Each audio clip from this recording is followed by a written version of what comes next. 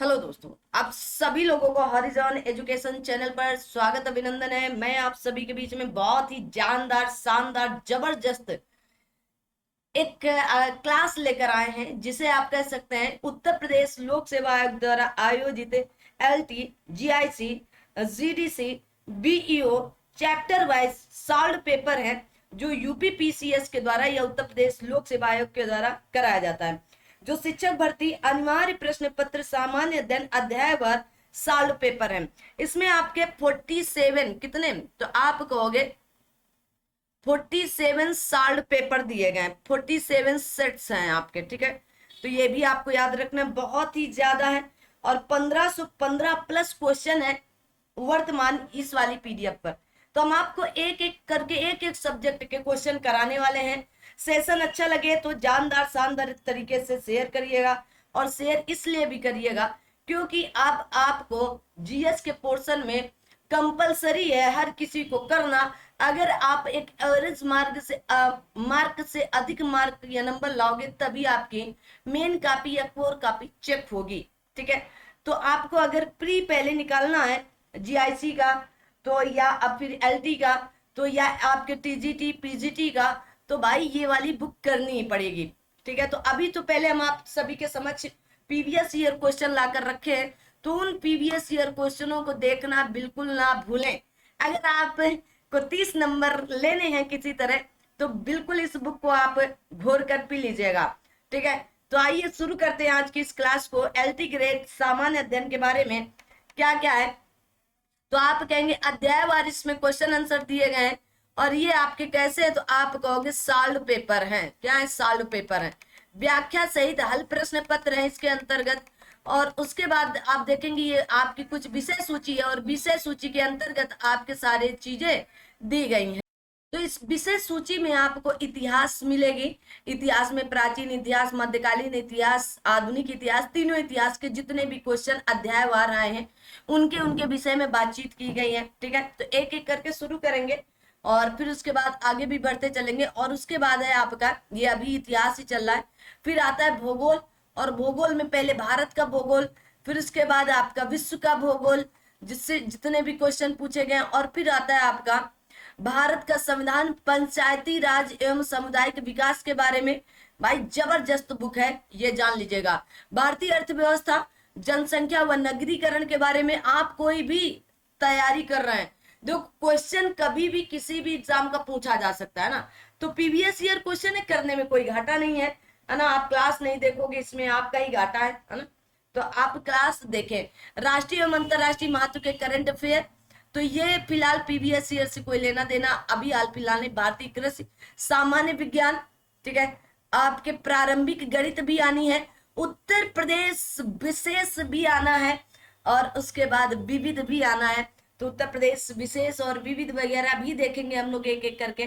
तो अब यहाँ पर किन किन परीक्षाओं का इसमें विश्लेषण किया गया है, तो आपको मैं दिखाना चाहूंगी इसमें कि आपकी यूपी पीसीएस एलटी ग्रेड भर्ती परीक्षा 2018 वाली, यूपी पीएससी खंड शिक्षा अधिकारी 2019 वाली, यूपी पीसीएस बीईओ या खंड शिक्षा अधिकारी री एग्जाम 2009 वाला। तो ऐसा कोई भी नहीं है। देखो एलटी ग्रेड में कितने क्वेश्चन आते हैं, तो 30 क्वेश्चन जीएस के आने हैं, तो वो करते चलना है। जितने भी यहाँ पर एलटी ग्रेड, जीआईसी, जीडीसी के पेपर में सारी चीजें यहाँ पर इंक्लूड की गई हैं। तो एक एक करके आइए देखते हैं। ये भी बताया गया किससे कितने क्वेश्चन आए। सामान्य विज्ञान से 193 क्वेश्चन है, ठीक है। और उत्तर प्रदेश में 96 क्वेश्चन है। प्रारंभिक गणित में 114, इतिहास में 210, भूगोल में 154, ठीक है। और आपके भारत का पंचायती राज एवं सामुदायिक विकास के 143 क्वेश्चन, भारतीय अर्थव्यवस्था एवं जनसंख्या एवं नगरीकरण के 185, 185, भारतीय कृषि के 47 क्वेश्चन, और आपको राष्ट्रीय एवं अंतरराष्ट्रीय महत्व के करंट अफेयर 247 क्वेश्चन है। तो सबसे ज्यादा आप देखेंगे करंट अफेयर का भार अधिक है, जो कि अभी हाल फिलहाल ये करंट अफेयर हमारी किसी काम की नहीं है, ठीक है। ये भी आप समझते हैं। तो आइए अब हम लोग शुरू करते, एक एक सब्जेक्ट देखेंगे। अब यहां पर देखो बताया गया है इतिहास में, इतिहास के 210 क्वेश्चन, ठीक है। भूगोल के 154, ठीक है, पंचायत के 143, 185। तो वही चीजें यहाँ पर पहले पाई चार्ट के माध्यम से दिखाई गई और फिर आपको इसके माध्यम से भी बता दी गई हैं कि कौन से कितने क्वेश्चन है। तो पहले आपके इतिहास के 210 क्वेश्चन है। कितने क्वेश्चन है? 210 क्वेश्चन है।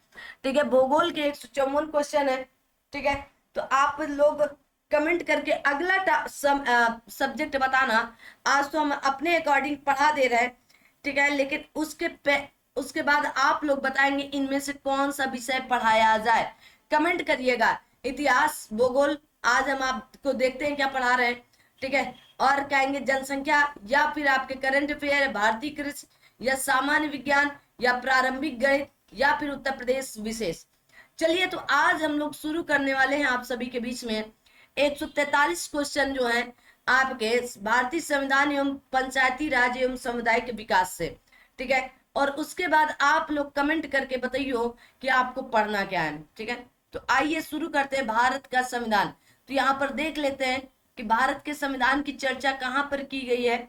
ठीक है, तो आप कहेंगे 65 से लेकर 87 तक। तो आइए 65 की तरफ हम लोग मूव करते हैं और वहां से शुरू करते हैं। ठीक है, आ जाओ भाई।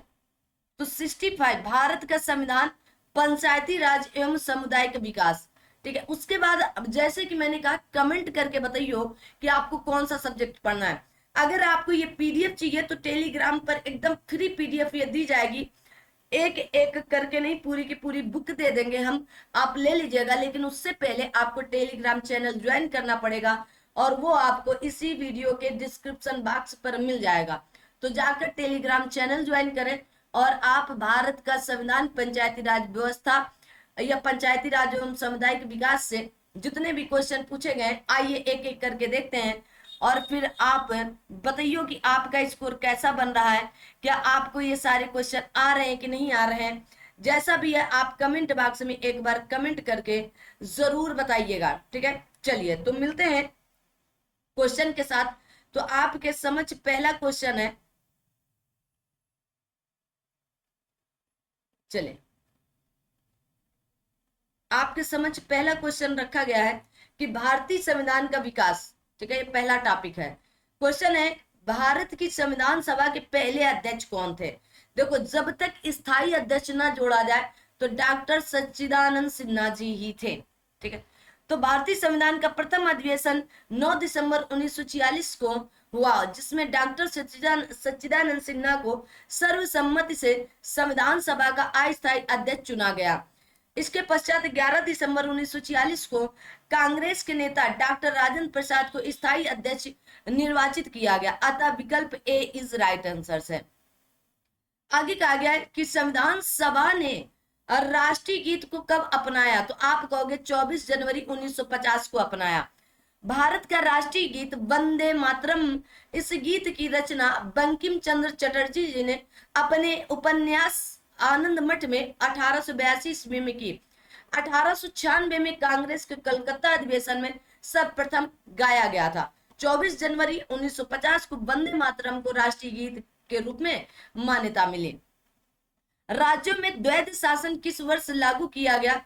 तो आप कहेंगे 1919 के अधिनियम से। भारत सरकार अधिनियम 1919 के अंतर्गत राज्यों में द्वैध शासन लागू किया गया और केंद्र में द्विसदनी व्यवस्था का आरंभ किया गया। आगे आता है, कहा गया संविधान सभा का प्रथम अधिवेशन सत्र कब आयोजित किया गया? तो 9 दिसंबर 1946 को आयोजित, 9 दिसंबर 1946 होना चाहिए, यहाँ पर 47 नहीं। देखो यहाँ पर इंग्लिश वाला सही है, इंग्लिश वाला गलत हो गया। ठीक है, हिंदी वाला गलत हो गया, इंग्लिश मानी जाती है आपके। तो भारतीय संविधान की पहली बैठक 9 दिसंबर 1946 को हुई थी और इस बैठक की अध्यक्षता अस्थायी तौर पर डॉक्टर सच्चिदानंद सिन्हा जी ने की थी। आगे देखते हैं,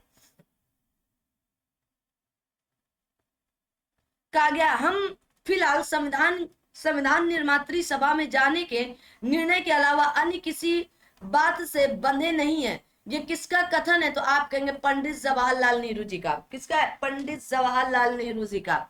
पंडित जवाहरलाल नेहरू ने कहा था कि हम फिलहाल संविधान निर्मात्री सभा में जाने के निर्णय के अलावा अन्य किसी बात से बंधे नहीं है। पंडित जवाहरलाल नेहरू के पुस्तक का नाम डिस्कवरी ऑफ इंडिया है। नीचे कुछ कथन दिए गए कि केंद्रीय विधानसभा के लिए 1946 के निर्वाचन में कांग्रेस ने सभी नॉन मुस्लिम सीटें जीती थी। आगे कहा गया है कि ब्रिटिशर्स का उद्देश्य आपके सांप्रदायिक विभाजन था और इसलिए उन्होंने मुसलमानों के लिए सीटों का आरक्षण का प्रावधान किया। तो आप यहाँ पर कहोगे कौन सी बात सही है, तो आप कहेंगे एक बात तो गलत थी लेकिन दूसरी बात सही है। केंद्रीय विधानसभा के लिए किसकी, ठीक है, केंद्रीय विधानसभा के लिए 1946 के निर्वाचन में कांग्रेस ने सभी नॉन मुस्लिम सीटें जीती थी। यह कथन असत्य है क्योंकि अन्य दलों ने भी अधिक संख्या में विजय प्राप्त की थी। यह सत्य है कि ब्रिटिशर्स का उद्देश्य सांप्रदायिक विभाजन था और इसलिए उन्होंने मुसलमानों के लिए सीटों के आरक्षण का प्रावधान किया, जिसके मूल उद्देश्य में था बांटो और राज करो, बांटो और राज करो। भारत की संविधान सभा का परामर्शदाता किसे माना जाता है? अगर आपसे पूछ लिया जाए, बताएंगे भारत की संविधान का परामर्शदाता किसे माना जाता है? Doctor B R. Ambedkar, doctor Rajendra Prasad, doctor या श्री बी.एन. राव जी? तो क्या बोलोगे? आप कहोगे विनेगल नरसिंह राव जी। इनका नाम क्या था? विनेगल नरसिंह राव जी। आगे आते हैं, option number C is right answer.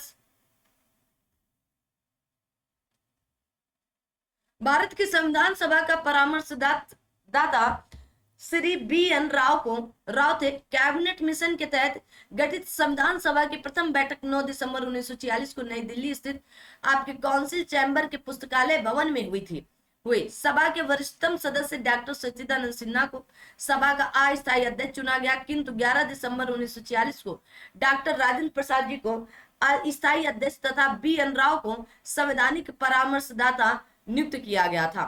ठीक है, आगे चलते हैं, यहां लेते हैं। कहा गया राज्य के नीति निर्देशक तत्व आयरलैंड से लिए गए हैं। ठीक है, अगर पूछ लिया जाए आपात उपबंध कहां से लिए गए हैं, तो जर्मनी से। वित्त आयोग कहां से लिया गया है? अमेरिका से। और कहा गया संसदीय व्यवस्था ब्रिटेन से। तो कौन सी बात यहां पर पूछा गया है कि कौन सा सुमेलित नहीं है? तो वित्त आयोग सुमेलित नहीं, बाकी सब सही है। तो आप कहेंगे आयरलैंड से राज्य के नीति के निर्देशक तत्व भाग नंबर 4 में है, आर्टिकल नंबर 36 से 51 तक की बात कही गई। जर्मनी से आपातकाल या आपात उपबंध लिया है।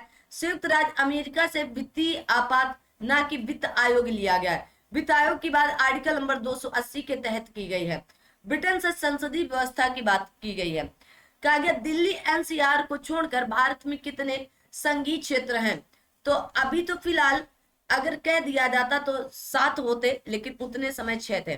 प्रश्नकाल के समय भारत में दिल्ली एनसीआर को छोड़कर 6 संघीय क्षेत्र विद्यमान थे, जबकि वर्ष 2019 में जम्मू कश्मीर पुनर्गठन अधिनियम के पश्चात जम्मू और कश्मीर को 2 भागों जम्मू कश्मीर और लद्दाख में विभाजित किया कर दोनों को संघीय क्षेत्र का दर्जा प्रदान किया गया, जिसके पश्चात संघ शासित प्रदेशों की संख्या 9 हो गई। लेकिन 26 जनवरी 2020 को 2 संघ शासित प्रदेशों दादर और नागर हवेली तथा दमन और दीव को आपस में विलय कर दिया गया और एक संघ शासित प्रदेश का दर्जा प्रदान किया गया, जिसका संयुक्त नाम दादर नागर हवेली एवं दमन द्वीप रखा गया। वर्तमान समय में भारत में संघ शासित प्रदेशों की संख्या 8 है, जबकि राज्यों की संख्या 28 है।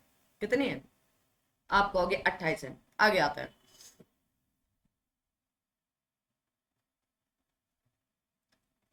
सेशन अच्छा लगे तो लाइक शेयर सब्सक्राइब करना। 30 नंबर आपके हथेली पर रख के देने वाले हैं, तो इनको लेना बिल्कुल ना भूलना। किसने भारतीय संघ को सौदेबाजी का संघ कहा था? तो मॉरिस जोन्स ने। किसने? Morris Jones. कहा गया विभिन्न विचारकों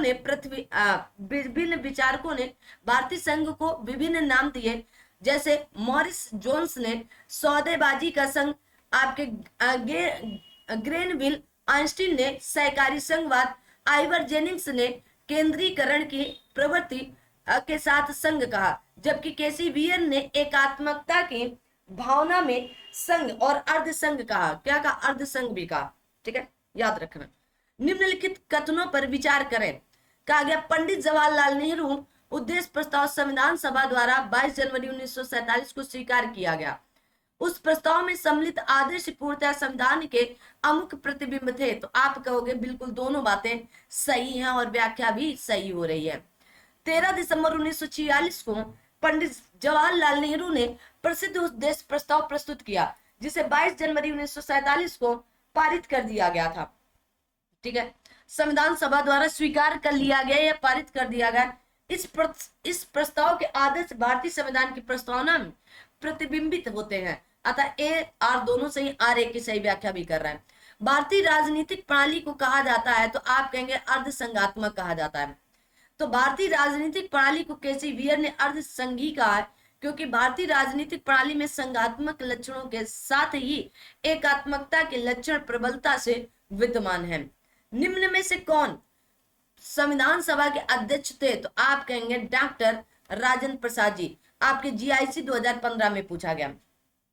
11 दिसंबर 1946 को डॉक्टर राजेंद्र प्रसाद को संविधान सभा का स्थायी अध्यक्ष नियुक्त किया गया, जबकि 9 दिसंबर 1946 को संविधान सभा की प्रथम बैठक में सच्चिदानंद सिन्हा को अस्थायी अध्यक्ष निर्वाचित किया गया था। जबकि प्रारूप समिति के अध्यक्ष डॉक्टर बी आर अम्बेडकर या डॉक्टर भीमराव अम्बेडकर जी थे। प्रांतीय संविधान समिति के अध्यक्ष डॉक्टर सरदार वल्लभ भाई पटेल जी थे। कार्य संचालन समिति के अध्यक्ष के एम मुंशी जी थे। कौन थे? के एम मुंशी जी। स्वतंत्रता के पूर्व के दिनों में प्रारंभ में किसने संविधान निर्मात्री सभा का विचार प्रस्तुत किया था? एम एन राय ने, बी आर अम्बेडकर ने, एनी बेसेंट ने या पंडित जवाहरलाल नेहरू जी ने? बताएंगे। अब आप में से सबसे पहले कौन सही उत्तर देगा? तो आप कहेंगे ए आंसर इज राइट। अपने मनहा स्थिति में ये सारी बातें सोचे कि अगर आपके पेपर में आएगा तो क्या लगाओगे, तो आप कहेंगे एम एन राय जी ने। भारत के संविधान सभा के गठन का विचार सर वर्ष 1934 में पहली बार एम एन राय ने प्रस्तुत किया। राय भारत में वामपंथी आंदोलन के प्रखर नेता थे। 1936 के लखनऊ अधिवेशन में भारतीय राष्ट्रीय कांग्रेस की ओर से पंडित जवाहरलाल नेहरू ने घोषणा की, स्वतंत्र भारत के संविधान का निर्माण वयस्क मताधिकार के आधार पर चुनी गई संविधान सभा द्वारा किया जाएगा, इसमें कोई बाहरी हस्तक्षेप नहीं होगा। भारतीय संविधान के उद्देशिका, स्रोत, अनुच्छेद, अनुसूची, नागरिकता। क्या बात है, शानदार ये आपका सेशन होने वाला है। कहा गया बालकों के लिए मुफ्त एवं अनिवार्य शिक्षा का अधिकार अधिनियम 2009 कब से प्रभावी हुआ? तो आप कहेंगे 1 अप्रैल 2010 से लागू हुआ था। यूपीपीएससी हायर 2014 में पूछा गया था। 86वें संविधान संशोधन अधिनियम 2002 द्वारा अनुच्छेद 21 के अंतर्गत शिक्षा के अधिकार को मौलिक अधिकार का दर्जा प्रदान किया गया। अनुच्छेद 21 के अनुसार 6 से लेकर 14 वर्ष की आयु के सभी बालकों के लिए निःशुल्क एवं अनिवार्य शिक्षा का उपबंध करेगा। ध्यातव्य कि इस अधिकार को 1 अप्रैल 2010 से प्रभावी किया गया था। किस संविधान संशोधन के द्वारा संपूर्ण प्रभुता संपन्न लोकतंत्रात्मक गणराज्य के स्थान पर संपूर्ण प्रभुता संपन्न समाजवादी पंथ निरपेक्ष लोकतंत्रात्मक गणराज्य पढ़ा जाने लगा? तो 42वें संविधान संशोधन के द्वारा हमारी जो उद्देशिका प्रस्तावना, प्रियम्बल या आप कह सकते हैं कि जो उद्देश्य प्रस्ताव रखे गए थे, जो पंडित जवाहरलाल नेहरू जी ने 13 दिसंबर 1946 को संविधान सभा में रखा था, वही बाद में हमारी उद्देशिका प्रस्तावना बनती है जाकर के। ठीक है, तो उसमें मात्र और मात्र एक बार संशोधन हुआ है, 42वें संविधान संशोधन 1976 के द्वारा। ठीक है, 42वें संविधान संशोधन के द्वारा भारतीय संविधान की प्रस्तावना में समाजवादी, पंथ निरपेक्षता, अखंडता शब्दों को जोड़ा गया और 42वें संविधान संशोधन 1976 की व्यापकता को देखते हुए इसे लघु संविधान की संज्ञा भी दी गई। किसे? 42वें संविधान संशोधन। भारतीय संविधान में कितनी? तो आप कहेंगे 395 अनुच्छेद और 12 अनुसूचियां वर्तमान समय में हैं। मूल भारतीय संविधान में 395 अनुच्छेद, 8 अनुसूचियां और 22 भाग थे। भारतीय संविधान पूर्ण रूपेण 26 जनवरी 1950 को लागू हुआ, जबकि इसके कुछ उपबंध 26 नवंबर 1949 से ही लागू हो गए थे। वर्तमान में भारतीय संविधान में मूल अभी भी 395 अनुच्छेद, 22 भाग हो चुके हैं और 12 अनुसूचियां हो चुके हैं। भाग भी अभी मूल तो 22 ही हैं, लेकिन ऐसे तो टोटल 25 प्लस हो चुके हैं और ये 450 प्लस अनुच्छेद हो चुके हैं। भारतीय संविधान में प्रथम संशोधन कब हुआ? तो भारतीय संविधान में प्रथम संशोधन 1951 में हुआ था। कब? 1951 में। दो भाई,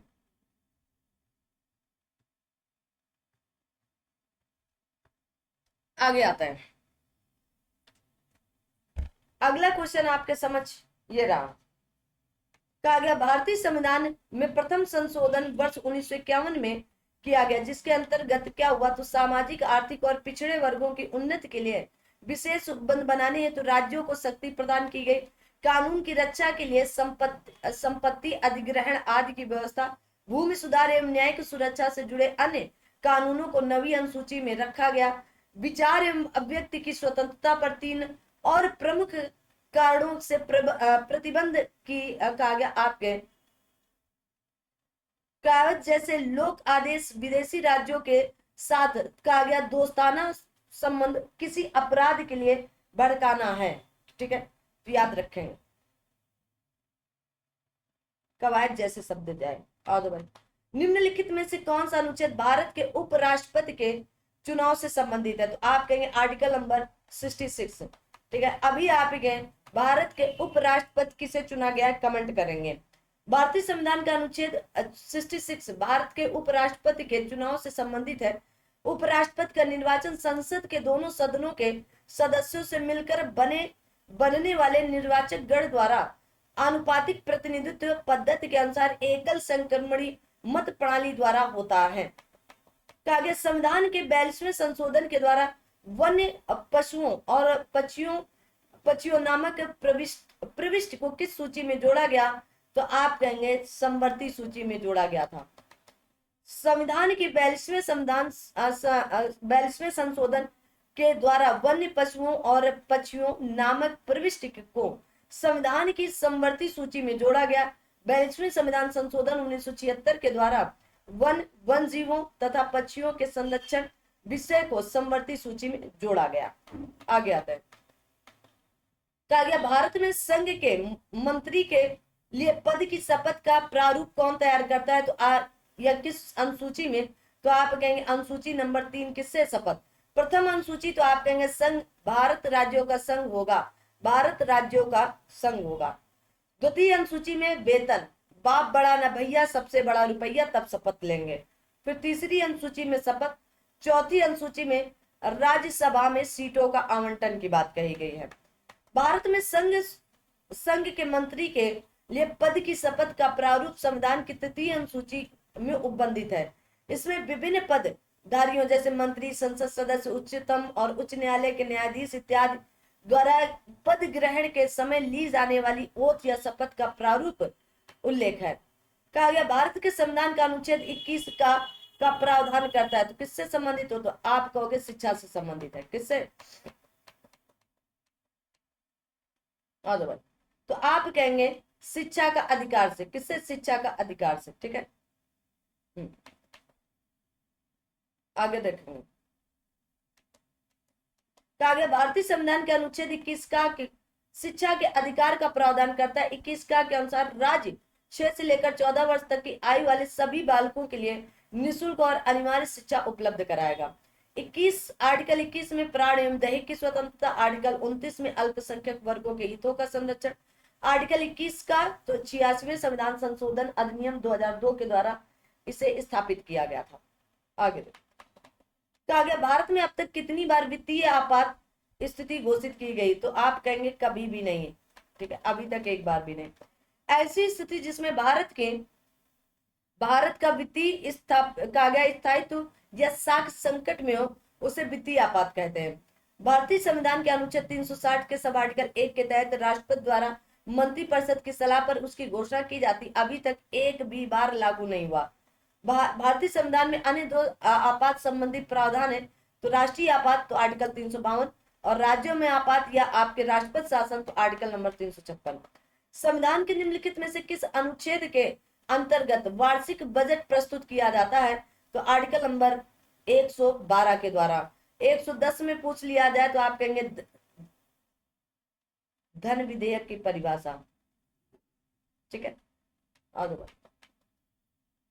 कहा गया संविधान के अनुच्छेद 112 के अनुसार प्रत्येक वर्ष राष्ट्रपति संसद के दोनों सदनों के समक्ष वार्षिक वित्तीय विवरण प्रस्तुत करता है, जिसे सामान्य भाषा में वार्षिक बजट कहा जाता है। यह एक वित्तीय वर्ष 1 अप्रैल से लेकर 31 मार्च में सरकार की अनुमानित प्राप्तियों और व्यय का विवरण है। स्वतंत्र भारत का पहला बजट 1947 में प्रस्तुत किया गया था। कब प्रस्तुत किया गया? तो आप कहोगे 1947 में। अब आते हैं हम लोग पीछे, और क्योंकि पीछे क्वेश्चन है तो पीछे ही चलना पड़ेगा ना। अदरवाइज सेशन को अच्छा लगे तो लाइक शेयर सब्सक्राइब भी करना, पसंद आए तो सभी लोगों तक शेयर भी करना, ठीक है। आपके लिए हित के लिए काम किया जा रहा है। कहा गया भारत के संविधान के किस अनुच्छेद में कार्योत्तर कानूनों के संरक्षण का प्रावधान किया गया है? तो आर्टिकल नंबर 20(1) के सब 20 के सब आर्टिकल 1 में अनुच्छेद 20 के सब आर्टिकल 1 के अनुसार किसी व्यक्ति को किसी अपराध के लिए तब तक सिद्ध दोष नहीं ठहराया जाएगा जब तक कि उसने ऐसा कार्य करने के समय जो अपराध के रूप में आरोपित है किसी प्रवृत्ति विधि का अतिक्रमण न किया हो, तथा उस समय अपराध किए जाने के लिए जो आपका दंड अधिरोपित की जा सकती थी वह उससे अधिक प्रायश्चित का भागी ना हो। इसे ही कार्योत्तर कानूनों का संरक्षण कहा जाता है, ठीक है। आगे आता है, कहा गया भारत के संविधान के अनुच्छेद 12 के अंतर्गत राज्य में कौन शामिल है? तो भारत सरकार शामिल है, ठीक है, सही है। भारत की संसद भी शामिल है। भारत के राज्य क्षेत्र के भीतर स्थानीय अथवा अन्य सभी अन्य प्राधिकारी भी शामिल, तो आप कहोगे उपयुक्त सभी शामिल है।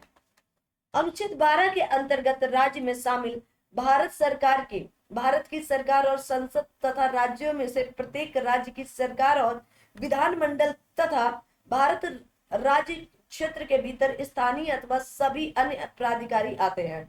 संविधान के भाग 3 में अनुच्छेद 12 से लेकर 35 तक मूल अधिकारों का विवरण है और इन्हीं को भारत का मैग्ना कार्टा कहा जाता है। और ये आपका मूल अधिकार यूएसए से लिए गए थे। कहां से? यूएसए से, ठीक है।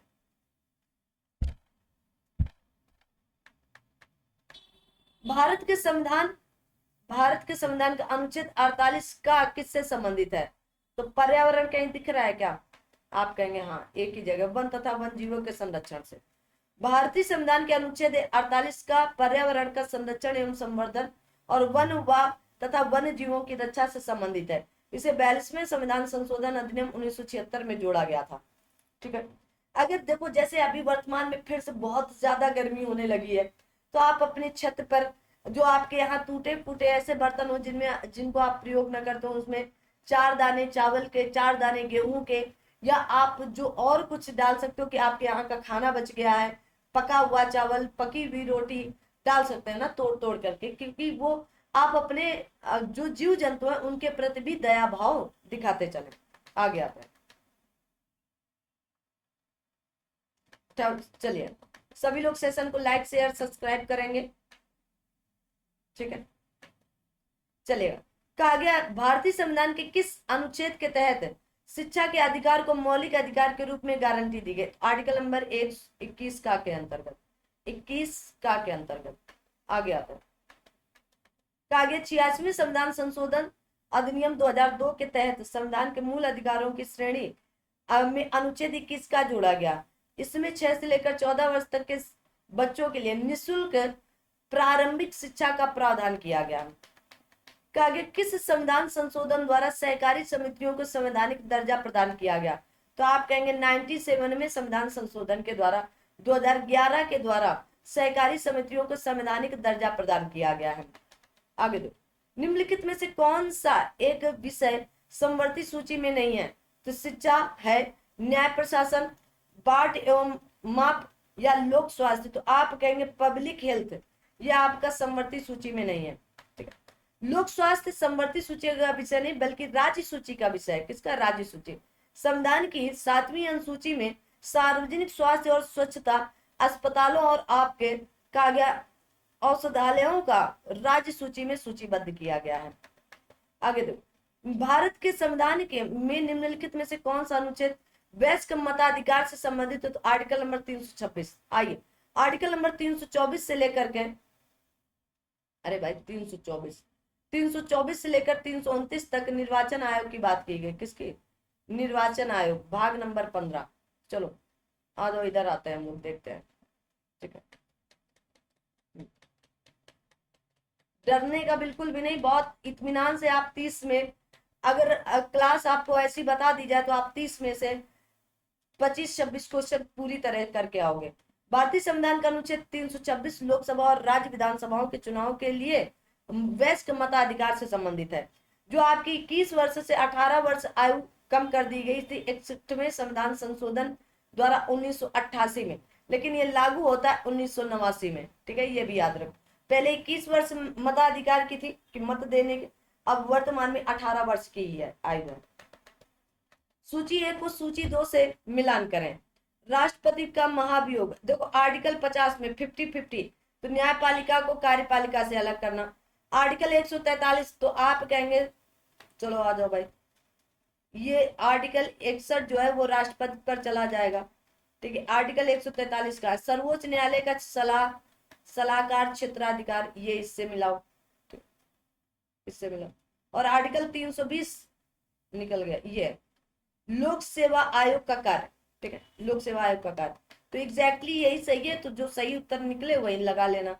ठीक है, अरे ये नहीं होगा, ये शायद है बी, देखो यहां से मिला लेना। कहा गया न्यायपालिका और कार्यपालिका के बीच पृथक्करण, 143 में सर्वोच्च न्यायालय का सलाहकार, तो यहां से मिला लो भाई, फिर ना हो कि मिलवाया नहीं हो।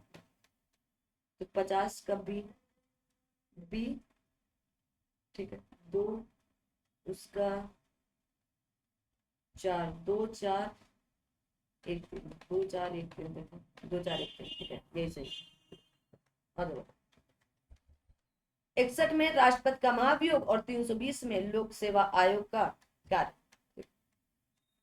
वह एक अनुच्छेद बताएंगे आप सभी लोग। ठीक है, वह एक अनुच्छेद जिसे सर्वोच्च न्यायालय ने इस प्रकार व्याख्यापित कर दिया है कि उसमें समस्त कल्पनीय मानवाधिकार सम्मिलित हो गए, वह आर्टिकल कौन सा है? अनुच्छेद 14, अनुच्छेद 19, अनुच्छेद 21 या अनुच्छेद 23? आपको क्या लगता है? आप कहोगे अनुच्छेद 21। आइए आंसर से देखते हैं फिलहाल।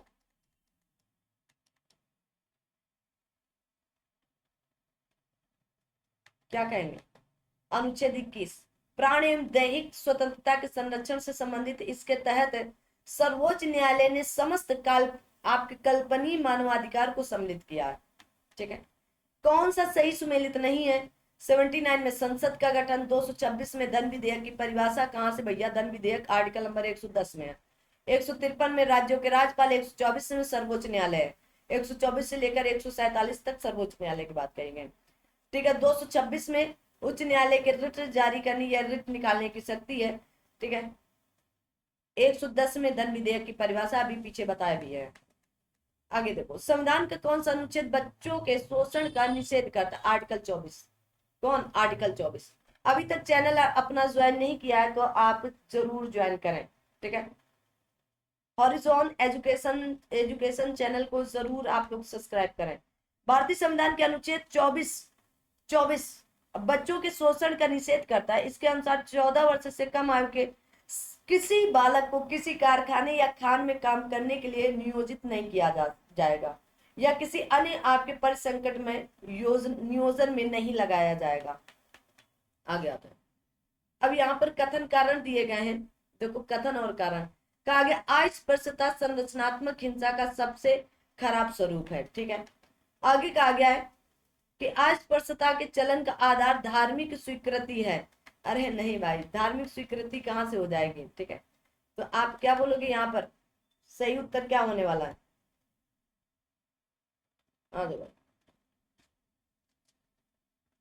धार्मिक स्वीकृति नहीं है, देखिएगा। अच्छा, धार्मिक स्वीकृति है, एक मिनट, क्या बोला है प्रश्न? तो कह रहे हैं ए सही है। चलो फिर से पढ़ लेते हैं। कहा गया अस्पृश्यता संरचनात्मक हिंसा का सबसे खराब स्वरूप है, वो तो ठीक है। कहा गया अस्पृश्यता के चलन का आधार धार्मिक स्वीकृति है। ओके, तो धार्मिक स्वीकृति है तो ठीक है। आ दो भाई, आगे आता है। तो option number A is right answer. क्या बोलोगे? ए इज राइट आंसर। देखेंगे, कहा गया अस्पृश्यता संरचनात्मक हिंसा का सबसे खराब स्वरूप है, क्योंकि आपके अस्पृश्यता के चलन का आधार धार्मिक स्वीकृति है। भारतीय संविधान के अनुच्छेद 17 में सब में भी अस्पृश्यता के अंत की बात कही गई है। ए और आर दोनों सही हैं। ओके, ये कुछ विषय दिए गए हैं और ये अनुच्छेद दिए गए हैं। कहा गया अंतरराष्ट्रीय विधि के प्रति आदर बढ़ाना, अंतरराष्ट्रीय विधि। ओके, कहा गया प्राणियों के प्रति दया भाव रखना, ठीक है। ज्ञानार्जन और सुधार की भावना का विकास करना। ओके, लोक सेवाओं, राज्य की लोक सेवाओं में न्यायपालिका का कार्यपालिका से पृथककरण करना, ठीक है। तो यहाँ तो आप समझ नहीं पाओगे, तो यहाँ पर ऑप्शन नंबर बी, बाकी यहाँ समझे आप ना। यहाँ अंतरराष्ट्रीय विधि के प्रति आदर बढ़ाना, तो आर्टिकल नंबर आप कहेंगे 51 का ग, ठीक है। क खा गा, या आप कह सकते हैं कि आपका 51 का सी, ठीक है। प्राणियों के प्रति दया भाव, तो 51 का के छा में बात कही गई। ज्ञानार्जन और सुधार की भावना का विकास, तो 51 का के जा की बात कही गई है। और न्यायपालिका का कार्यपालिका का अलगाव, आर्टिकल नंबर 50 में बात कही गई है, ठीक है। आगे आता है,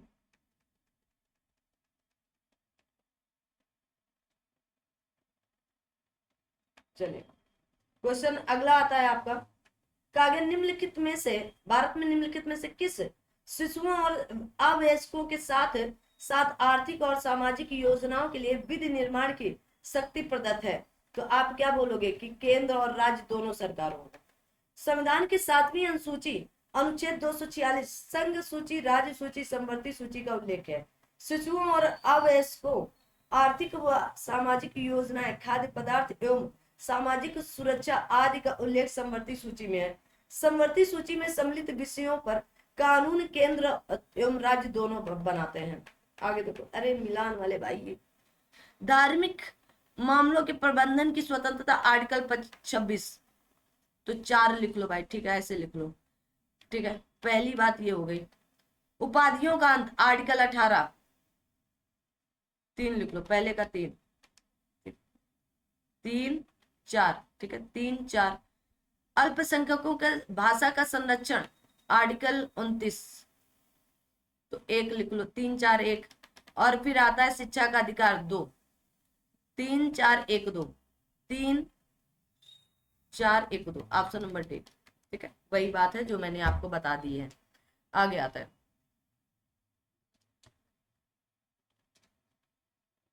देखेंगे, सेशन को लाइक शेयर भी कर देना आप।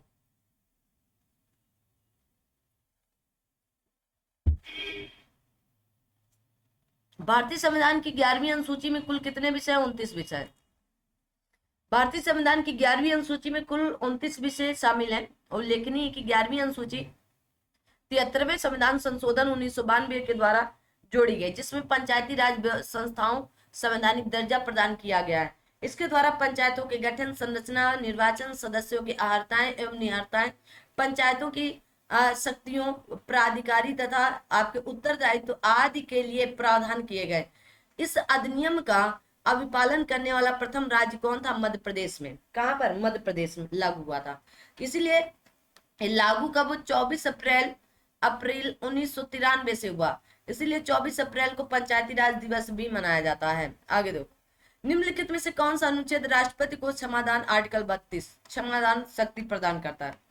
आर्टिकल 72 32 में।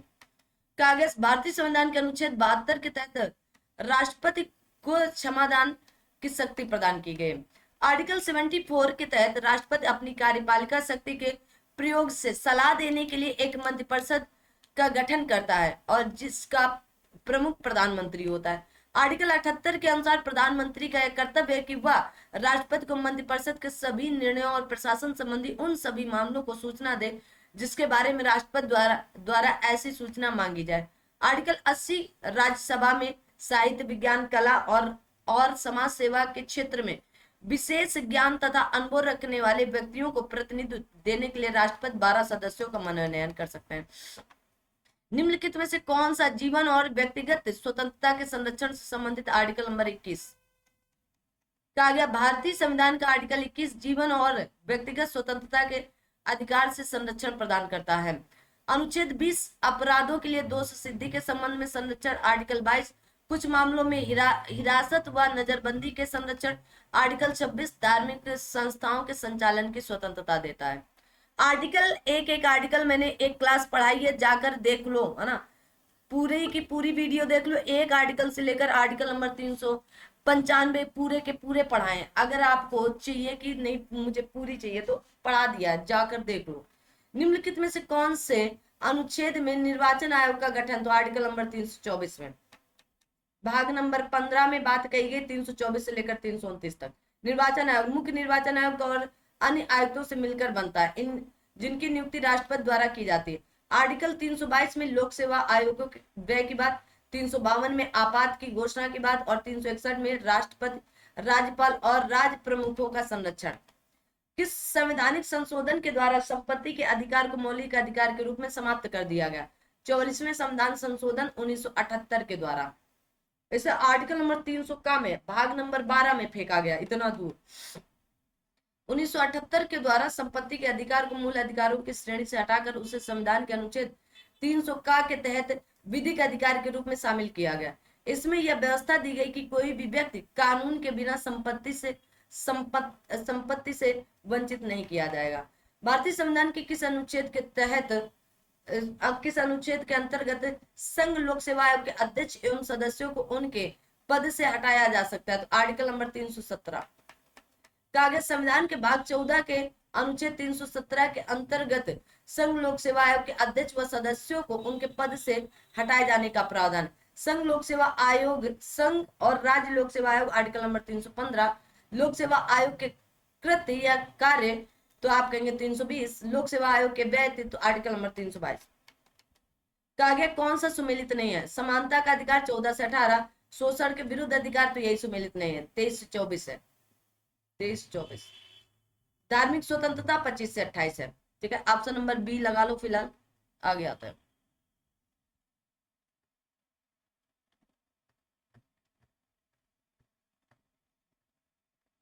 चलिए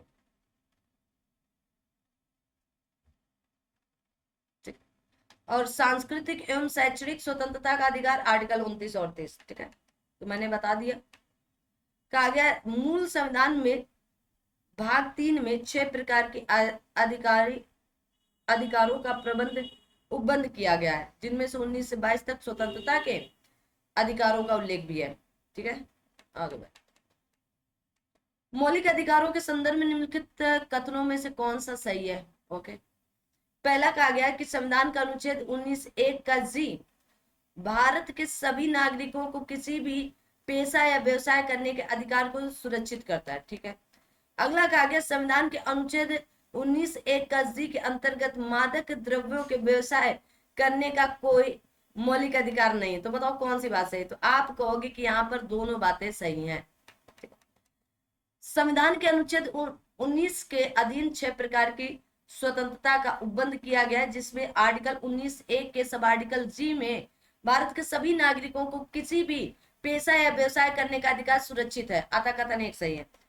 कहा गया आर्टिकल 19 के अधीन प्रदत्त स्वतंत्रताएं निरपेक्ष नहीं है, अर्थात राज्य युक्त आधारों पर इन पर प्रतिबंध लगा सकता है। स्टेट ऑफ आंध्र प्रदेश बनाम कहा गया आपके मैकडोवेल एंड कंपनी 1996 के बाद में सर्वोच्च न्यायालय द्वारा आपके अभिनिर्धारित किया गया कि मादक द्रव्यों के व्यापार एवं व्यवसाय हेतु मूल अधिकारों का दावा नहीं किया जा सकता है। अतः कथन 2 भी सही है। ठीक है, आगे आते हैं। भारत एक लोकतांत्रिक गणराज्य में एक प्रतिनिधिक लोकतंत्र, एक लोकतांत्रिक समाजवाद से बंधा हुआ। तो यहाँ पर क्या सही है? भारत एक लोकतांत्रिक गणराज्य है। चलो ठीक है, सही है। तो आप क्या बोलोगे? चारों बातें यहाँ पर सही है। क्या है? चारों बातें यहाँ पर सही। भारत एक क्या है? आ जाओ यहाँ पढ़ते हैं।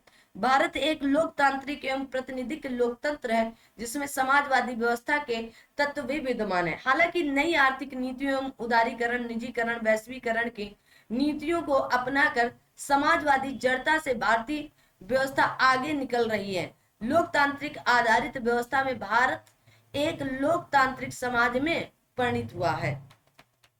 निम्नलिखित में से कौन सा सही सुमेलित नहीं है? आर्टिकल 52 में राष्ट्रपति का निर्वाचन, यही सही नहीं है, ठीक है, बाकी सब सही होगा। जब वही नहीं सही है तो आगे पढ़ने की क्या जरूरत। 52 में भारत के राष्ट्रपति का उपबंध किया गया, ठीक है। भारत का एक राष्ट्रपति होगा। आर्टिकल 51 ए के तहत मौलिक कर्तव्य, आर्टिकल 154 के तहत राज्य की कार्यपालिका, 165 में राज्य का अधिवक्ता की बात कही गई। राष्ट्रपति के निर्वाचन संबंध संविधान के अनुच्छेद 54 के अधीन लोकसभा, राज्यसभा, राज्यों की विधान सभाओं तथा राज्य संघ राज्य क्षेत्र दिल्ली एवं पुदुचेरी विधानसभा के निर्वाचित सदस्यों द्वारा किया जाता है। किस वर्ष से भारत के संविधान की प्रस्तावना में दो शब्द समाजवाद, पंथ निरपेक्ष जोड़े गए? तो 1976 में जोड़े गए थे 42वें संविधान संशोधन के माध्यम से। अखंडता शब्द भी जोड़ा गया था इसी के माध्यम से, ठीक है। आ दो भाई।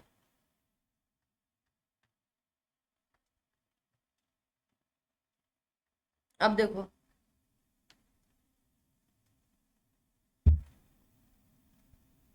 निम्नलिखित में से कौन सा सहभागी लोकतंत्र के सही विशेषता नहीं है? तो शक्तियों का केंद्रीकरण। आगे सहभागी लोकतंत्र से तात्पर्य है जिसमें देश की जनता की समुचित भागीदारी हो। सहभागी लोकतंत्र की विशेषताओं में परिवर्तन की लोकतांत्रिक प्रक्रिया, शक्तियों का विकेंद्रीकरण एवं उत्तरदायित्व एवं जवाबदेही इत्यादि आते हैं। जबकि शक्तियों का केंद्रीकरण आपके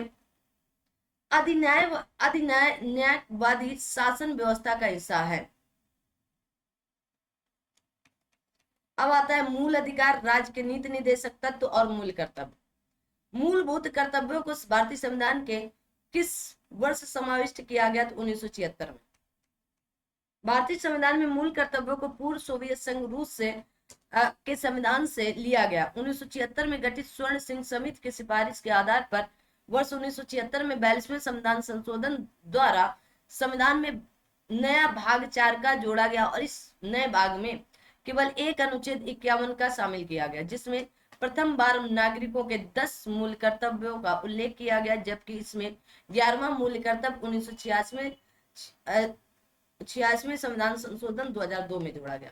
संपत्ति का अधिकार अब एक कानूनी अधिकार बन चुका है, ठीक है, जब विधिक अधिकार बन चुका, संवैधानिक भी कह सकते हो। वर्तमान समय में भारतीय संविधान के अंतर्गत संपत्ति के अधिकार को संवैधानिक, वैधानिक या कानूनी अधिकार की श्रेणी में रखा गया है। 44वें संविधान संशोधन 1978 द्वारा संपत्ति के अधिकार को मूल अधिकार से हटा दिया गया। अब यह केवल कानूनी संवैधानिक अधिकार रह गया है और इस मौलिक अधिकार की सूची से हटाकर आर्टिकल नंबर 300 का और भाग नंबर 12 में जोड़ा गया है। संविधान के किस भाग में निर्वाचन से संबंधित है? तो भाग 15 दिख रहा है कहीं, भाग 15 से, ठीक है।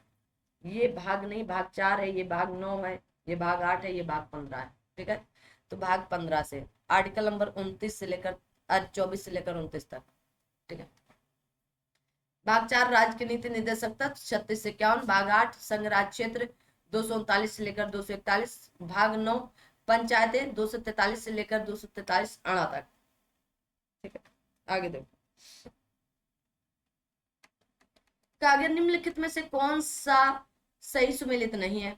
नागरिकता भाग 2 में है, ठीक है। मौलिक अधिकार भाग 3 में है, ठीक है। मूल कर्तव्य भाग 4 का में है, 6 का में नहीं है, ये 6 का लिखा, 4 का में है, ठीक है।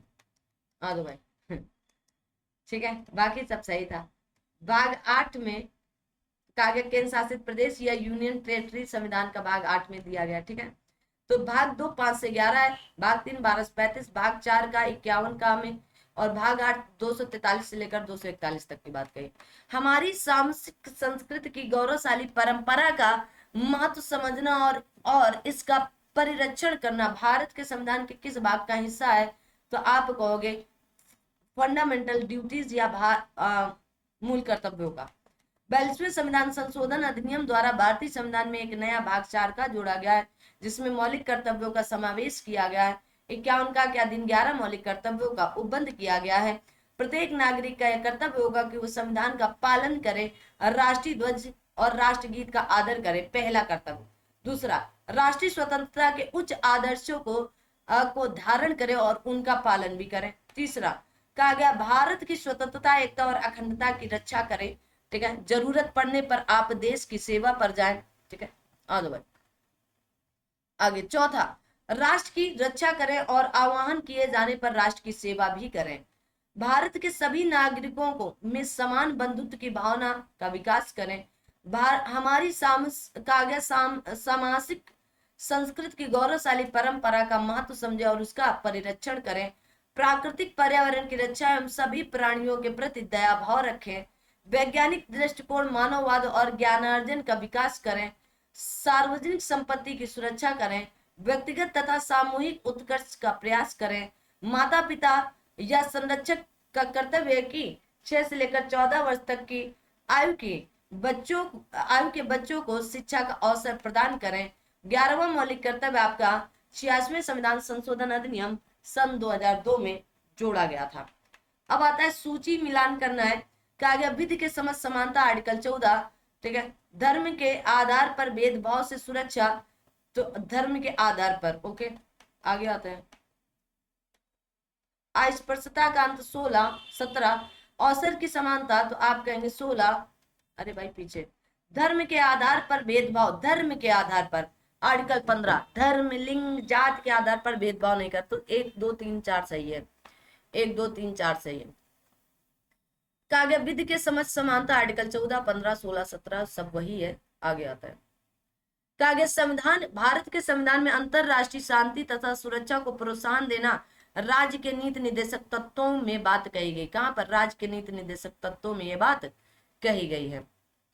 राज्य के नीति निर्देशक तत्वों का उल्लेख संविधान के भाग 4 में आर्टिकल 36 से लेकर 51 तक इसकी प्रेरणा आयरलैंड के संविधान से मिलती है, परंतु इसे न्यायालय द्वारा लागू नहीं किया जा सकता, अर्थात इसे वैधानिक शक्ति प्रदान नहीं है। आर्टिकल 51 में अंतरराष्ट्रीय शांति और सुरक्षा की अभिवृद्धि की बात कही गई है। मौलिक अधिकार और भारतीय संविधान के अनुच्छेद, ठीक है। समानता का अधिकार आर्टिकल नंबर 14 से 18 तक। वाक एवं स्वतंत्रता, तो आप कहेंगे आर्टिकल 19 में। धर्म की स्वतंत्रता की बात की जाए, धर्म की स्वतंत्रता का अधिकार आर्टिकल 25 में। व संवैधानिक उपचारों का अधिकार आर्टिकल 32 में, ठीक है। तो 1 4 2 3 1 4 2 3 1 4 2 3 article, option number C is right answer. आ गया। पंचायतों में अध्यक्ष पद के लिए आरक्षण का आधार है, तो आप कहेंगे लिंग और जाति। पंचायतों में अध्यक्ष पद के लिए आरक्षण का आधार जाति एवं लिंग है। भारतीय संविधान के भाग 9 के अनुच्छेद 243D में पंचायतों में आरक्षण का प्रावधान किया गया है। इसके अंतर्गत महिलाओं के लिए 1/3 सीटें आरक्षित की गई हैं, जबकि SC ST के लिए जनसंख्या के अनुपात में संरक्षण का प्रावधान किया गया है। भारत के संविधान में जिसके संस्तुति पर मूल कर्तव्यों को जोड़ा गया था वो स्वर्ण सिंह समिति थे और इनके द्वारा 8 मूल कर्तव्यों की चर्चा की गई थी, लेकिन 42वें संविधान संशोधन में 10 मूल कर्तव्य जोड़े जाने की बात कही गई थी।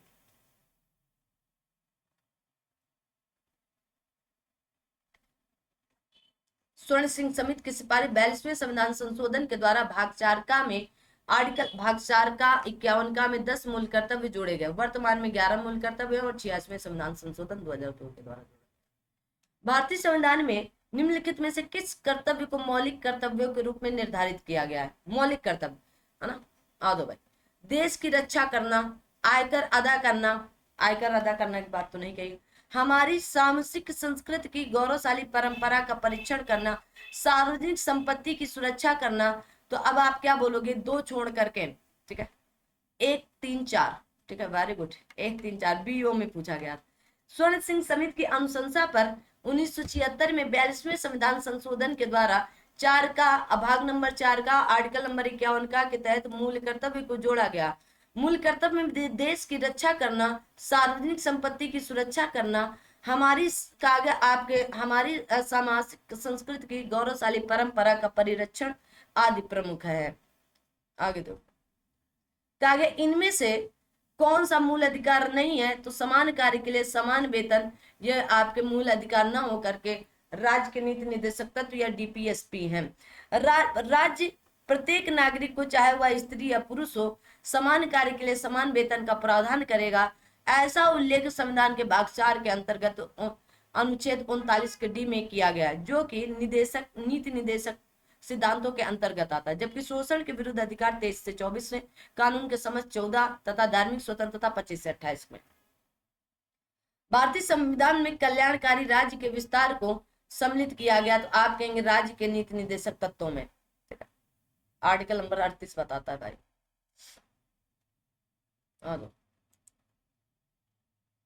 फिर से कह रहे हैं, क्लास अच्छी लगे तो शेयर जरूर करना। देखिए, भारतीय संविधान में राज्य के नीति निदेशक तत्वों में कल्याणकारी राज्य के विचार को सम्मिलित किया गया। भारतीय संविधान के भाग 4 अनुच्छेद 36 से 51 में राज्य के नीति निदेशक तत्वों का उल्लेख किया गया। इसे आयरिश संविधान से लिया गया है। भारतीय संविधान निर्माताओं का लक्ष्य भारत में कल्याणकारी राज्य की स्थापना करना था, इसलिए उन्होंने नीति निदेशक तत्वों को भारत के संविधान में समावेशित किया। भारतीय संविधान के किस अनुच्छेद में अस्पृश्यता उन्मूलन की बात की गई? आर्टिकल नंबर 17 में कही गई। कहां पर? आर्टिकल नंबर 17 में। ठीक है, तो आर्टिकल नंबर 17 में अस्पृश्यता के उन्मूलन की बात की गई है। इसके द्वारा आचरण तथा व्यवहार में समानता का प्रावधान किया गया है। यह संविधान में सामाजिक समानता को अंतर्विष्ट करता है। इसके द्वारा अस्पृश्यता को पूर्णतः समाप्त करते हुए उसका किसी भी रूप में किया जाने वाला आचरण निषिद्ध किया गया है। परमादेश याचिका में मैंडमस क्या है? तो आप कहेंगे एक आपके लतीनी भाषा का शब्द है। परमादेश एक लैटिन भाषा का शब्द है। परमादेश का शाब्दिक अर्थ होता है हम आदेश देते हैं। हम क्या करते हैं? हम आदेश। इसे न्यायालय द्वारा सार्वजनिक अधिकारियों को जारी किया जाता है, ताकि उनसे उनके कार्यों और नकारने के संबंध में पूछा जा सके।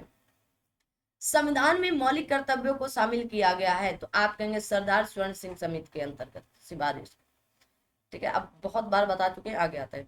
भारत में जनमत के निर्माण में मुख्य तत्व कौन सा है? तो आप कहेंगे स्वतंत्र प्रेस। आधुनिक युग में स्वतंत्र प्रेस या मीडिया जनमत के निर्माण में मुख्य तत्व है। यह जनमत को जानने का भी सबसे सरल एवं स्वीकृत माध्यम है। स्वतंत्र प्रेस प्रशासन एवं जनता के बीच कड़ी का कार्य करता है। व्यवस्था की समस्याओं, मुद्दों, तनाव, द्वंद्वों, सवालों को रेखांकित करने में प्रेस की भूमिका सर्वाधिक प्रमुख होती, इसलिए स्वतंत्र प्रेस लोकतंत्र की रीढ़ कहा जाता है। स्वतंत्र प्रेस होनी चाहिए। भाई आगे देखते हैं। किसी को अगला कौन सा टॉपिक पढ़ना है, कौन सा विषय पढ़ना है, वो आप जरूर कमेंट करेंगे, क्योंकि इसीलिए मैं आपको संविधान से शुरू की हूँ। अगला मैंने आपको सारे के सारे सब्जेक्ट भी दिखा दिए हैं, और 30 नंबर आप लेकर जाओ अपनी मुट्ठी पर। मौलिक अधिकारों की अवधारणा ली गई है, तो आप कहेंगे यूएसए के संविधान से।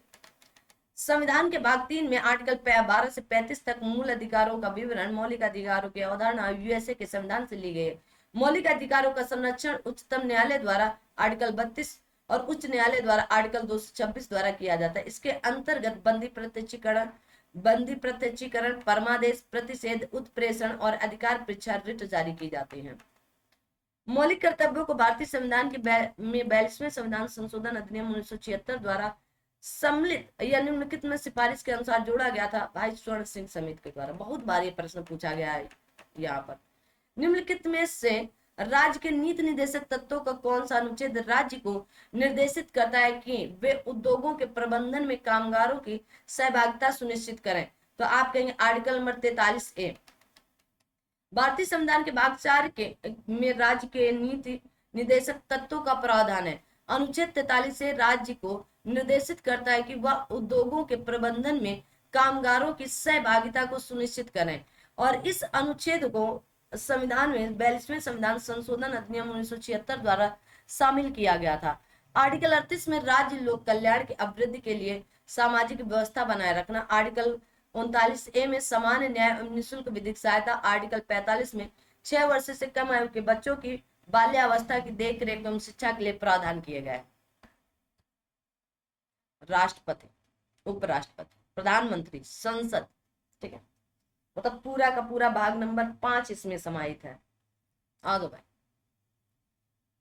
कहा गया है राष्ट्रपति के बारे में, ठीक है, किसके बारे में कहा गया, राष्ट्रपति। उसकी उम्र 30 वर्ष पूरी होनी चाहिए, नहीं 35 वर्ष पूरी होनी चाहिए। लोकसभा के सदस्य के रूप में चुनाव के लिए योग्य होना चाहिए, किसी भी पद के लाभ पर नहीं होना चाहिए। तो अब आप क्या बोलोगे, 2 और 3 सही है, ठीक है? पहली बात नहीं सही। तो उसे भारत का नागरिक होना चाहिए, 35 वर्ष से कम आयु नहीं होना चाहिए, वो लोकसभा के सदस्य के रूप में चुने जाने योग्य होना चाहिए, ठीक है। संसद में सरकारी विधेयक का अर्थ क्या है, तो संसद के दोनों सदनों में से किसी भी मंत्री द्वारा प्रस्तुत विधेयक को सरकारी विधेयक कहा जाता है। संसद में पेश किए जाने वाले विधेयक 2 तरह के होते हैं, एक सरकारी विधेयक, एक गैर सरकारी विधेयक। सरकारी विधेयक मंत्रिमंडल के सदस्यों द्वारा पेश किए जाते, जबकि गैर सरकारी विधेयक विधेयक मंत्रिपरिषद के सदस्यों के अतिरिक्त संसद के किसी भी सदन के किसी भी सदस्य द्वारा किसी भी सदन में पेश किया जाता है। आगे दो, भारतीय संविधान के निचले सदन की अध्यक्षता कौन करता है, तो आप कहेंगे अध्यक्ष करेगा, लोकसभा अध्यक्ष ही तो करेगा।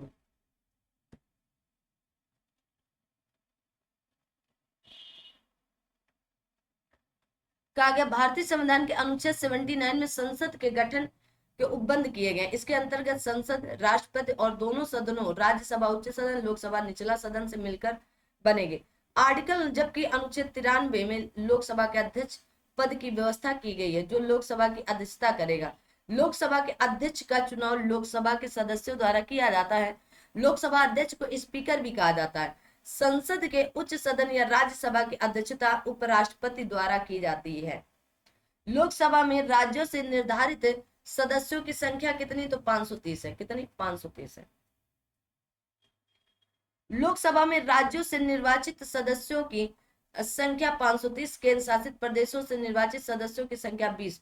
2 सदस्य राष्ट्रपति द्वारा आंग्ल भारतीय समुदाय से, लेकिन आर्टिकल 331 के अंतर्गत राष्ट्रपति द्वारा आपके नाम निर्दिष्ट चुने जाते हैं। वर्तमान में आंग्ल भारतीय समुदाय के सदस्यों का चयन प्रावधान समाप्त कर दिया गया है। अब आप कमेंट करके ये बताओगे कि किस संविधान संशोधन के माध्यम से ये समाप्त किया गया है, ठीक है, किस संविधान संशोधन के माध्यम से ये समाप्त किया गया, कमेंट करेंगे आप सभी के सभी लोग। ओके,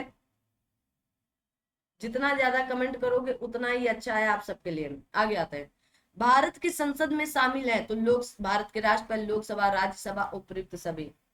क्या बोलोगे, उपयुक्त सभी।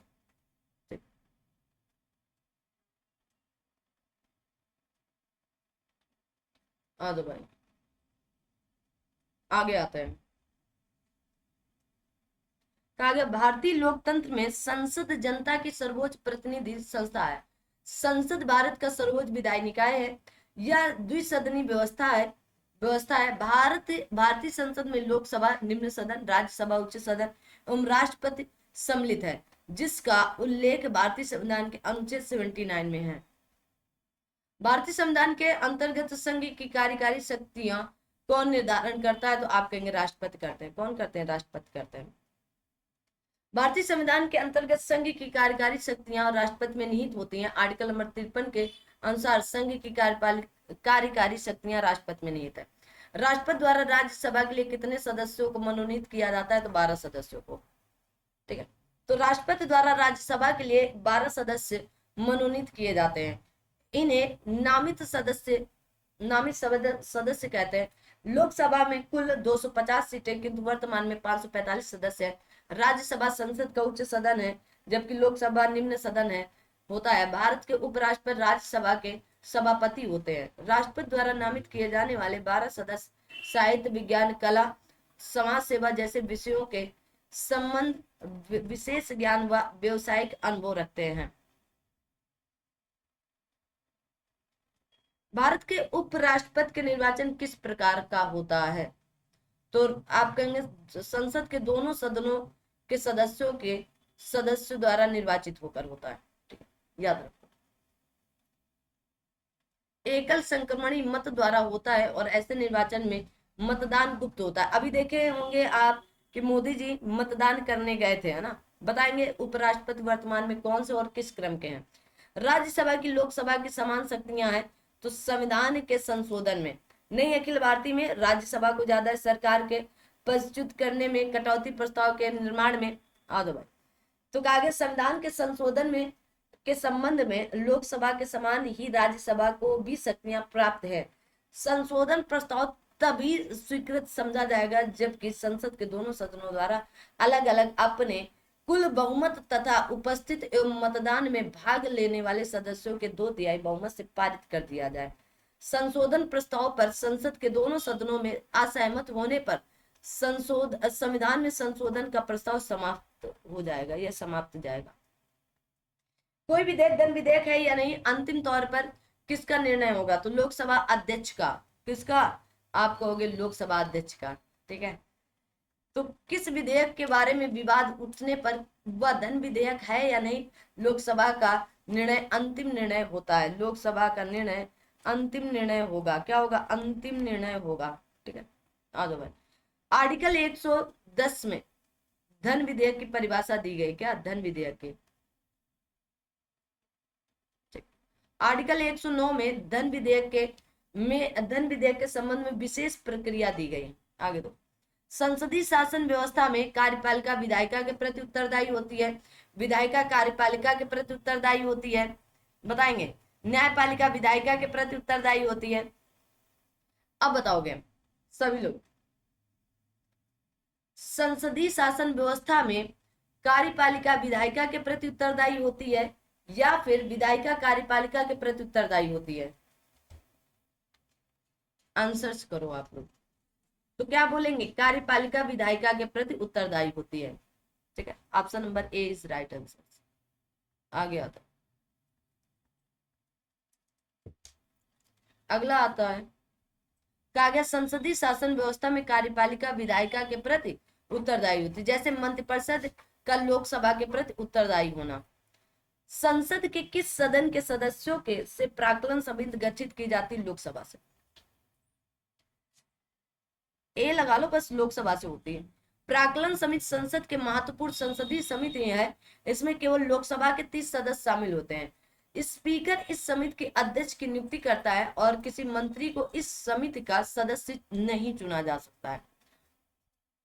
निम्नलिखित में से किसे संसद के दोनों सदनों में बोलने, न्याय, अन्य कार्यवाहियों में सम्मिलित होने एवं किसी भी संसदीय समिति का सदस्य होने का अधिकार तो है, परंतु वोट देने का अधिकार नहीं होता है?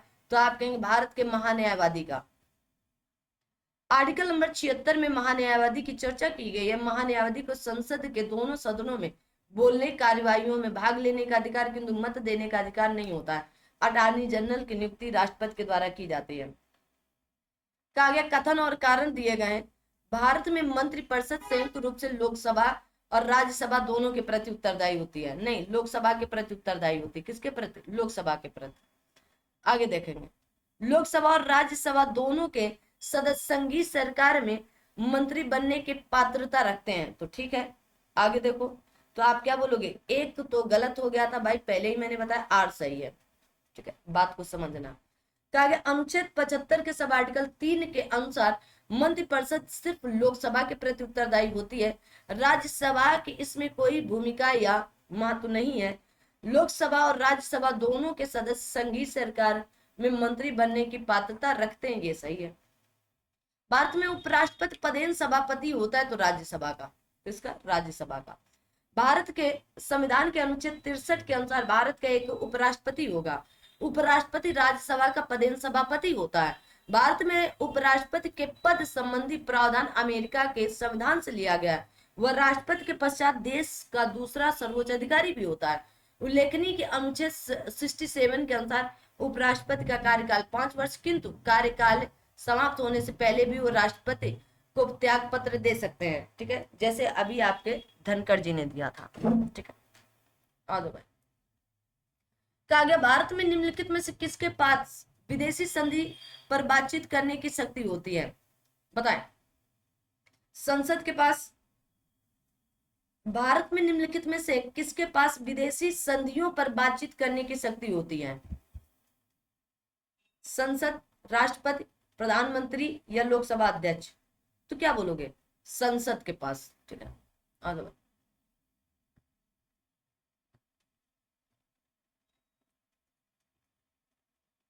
राष्ट्रपति जो संसद होना चाहिए। अच्छा, अंतरराष्ट्रीय, हाँ हाँ, सॉरी सॉरी, संसद की मंजूरी के अधीन होते हैं ना, हाँ, ध्यान रखना। संसद की मंजूरी के अधीन, राष्ट्रपति के द्वारा, किसके द्वारा बातचीत, राष्ट्रपति के द्वारा, हाँ। आते, आगे आ दो, ठीक है, ठीक। भारत में विदेशी संधियों पर बातचीत करने की शक्ति राष्ट्रपति के पास होती। विदेशों से संधियों और समझौते राष्ट्रपति के नाम से किए जाते हैं। यद्यपि इन समझौतों के संबंध में पहले मंत्रियों के हाथ में रहती है और इसकी संसद में पुष्टि आवश्यक होती है, ठीक है, ये जरूरी है। आगे देखो, कहा गया राष्ट्रपति पद के नामांकन में प्रस्तावक एवं अनुमोदक न्यूनतम तो 50 प्रस्तावक और 50 अनुमोदक होने चाहिए। कितने? 50 प्रस्तावक और 50 अनुमोदक। राष्ट्रपति पद के लिए उम्मीदवार का नाम कम से कम 50 मतदाताओं द्वारा प्रस्तावित और 50 मतदाताओं द्वारा अनुमोदित होना चाहिए। 1997 से पूर्व यह संख्या 10-10 थी। राष्ट्रपति पद के लिए जमानत राशि 15,000 रुपए, जो कि पहले 2500 रुपया थी। कहा गया 1997 में राष्ट्रपति और उपराष्ट्रपति निर्वाचन अधिनियम 1952 में संशोधन कर प्रस्तावकों व अनुमोदकों की संख्या और तथा जमानत राशि इसलिए बढ़ा दिया गया जिससे कि ऐसे उम्मीदवारों को हतोत्साहित किया जा सके जो गंभीरता से चुनाव नहीं लड़ते हैं। निम्नलिखित में से कौन सी शक्ति केवल लोकसभा के पास? धन विधेयक का पुनर्स्थापन, आपात की उद्घोषणा का अनुसमर्थन, मंत्रिपरिषद के विरुद्ध अविश्वास प्रस्ताव पारित करना, राष्ट्रपति पर महाभियोग लगाना। देखो, राष्ट्रपति पर महाभियोग अकेले नहीं लगा सकते हैं ना, दोनों दोनों सदन के द्वारा। धन विधेयक की बात आप कहेंगे कि हाँ हो सकती है, आप क्या बोलोगे? 1 और 3, ठीक है, एक बात, और तीसरी बात मंत्रिपरिषद के विरुद्ध अविश्वास प्रस्ताव पारित करना। तो लोकसभा में, लोकसभा को निम्न सदन भी कहा जाता है। लोकसभा में धन विधेयक पुनः स्थापन होता है। लोकसभा मंत्रिपरिषद के विरुद्ध अविश्वास प्रस्ताव भी ला सकते हैं। आपातकाल की उद्घोषणा का अनुसमर्थन तथा राष्ट्रपति पर महाभियोग लाने की शक्ति लोकसभा व राज्यसभा दोनों का है। संविधान के अंतर्गत प्रधानमंत्री निम्न में से किसके प्रति उत्तरदायी होता है? तो लोकसभा के प्रति। किसके प्रति? लोकसभा के प्रति।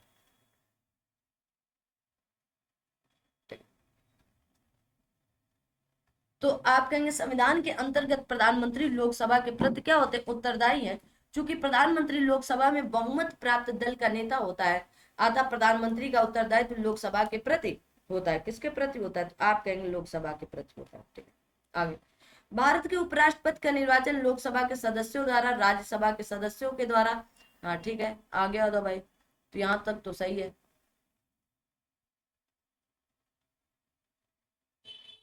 आगे देखते हैं। अरे खुल जाओ प्रभु। कहा गया लोकसभा, राज्यसभा और विधानसभाओं के सदस्यों के द्वारा।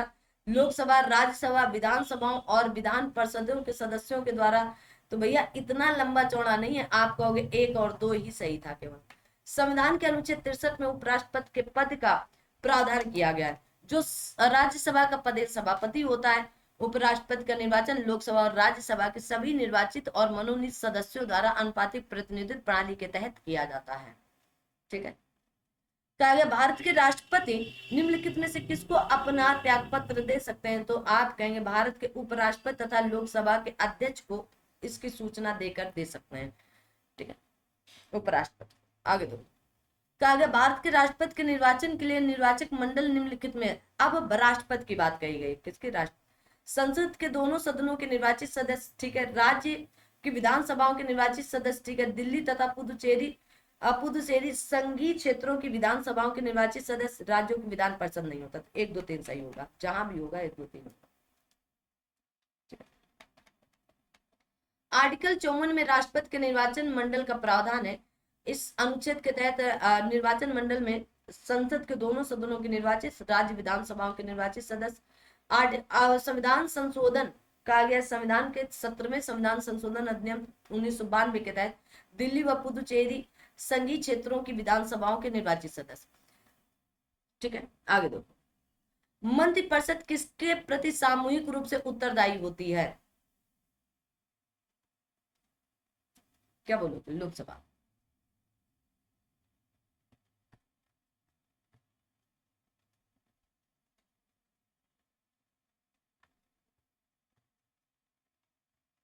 कहा गया अनुच्छेद 75 के सब आर्टिकल 3 में कहा गया कि मंत्रिपरिषद लोकसभा के प्रति सामूहिक रूप से उत्तरदायी होती है। इसका उपयोग, इसका तात्पर्य है कि किसी मंत्री के कार्य के लिए अकेला वही मंत्री उत्तरदायी नहीं होता है, बल्कि उसके कार्य के लिए संपूर्ण मंत्रिपरिषद उत्तरदायी होगी।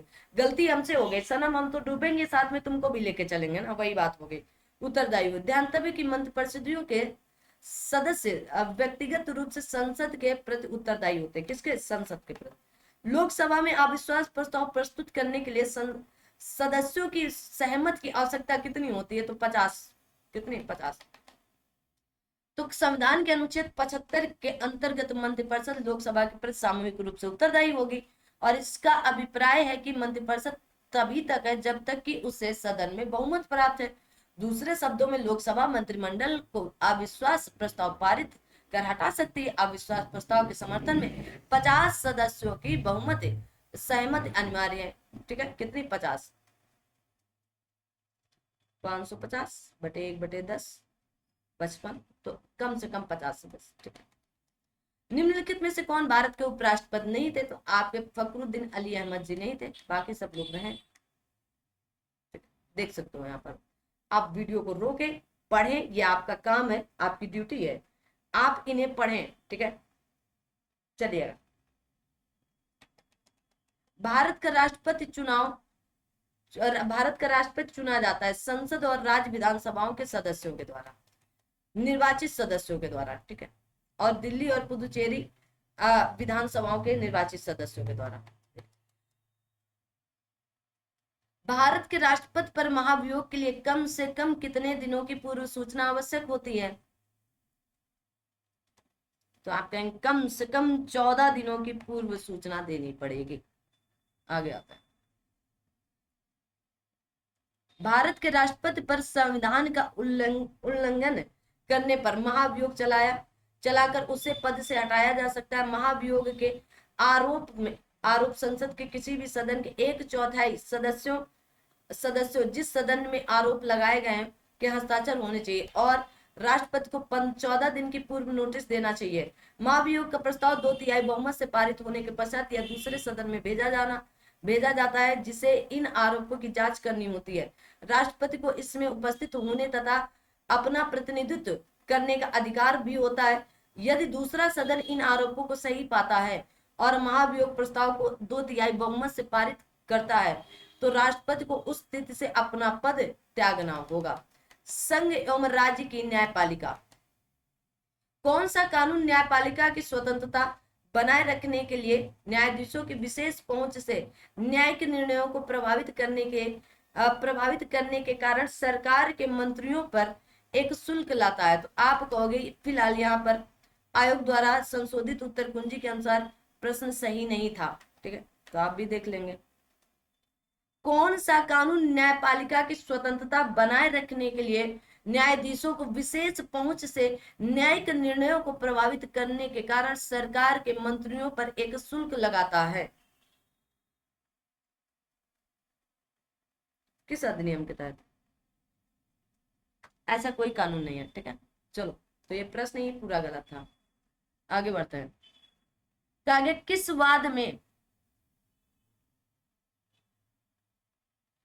वाद में सर्वोच्च न्यायालय ने कागज संप्रेषित किया कि मूल अधिकार तथा नीति निर्देशक तत्वों के बीच सामंजस्य एवं संतुलन संविधान के आधारभूत ढांचे का एक आवश्यक लक्षण है?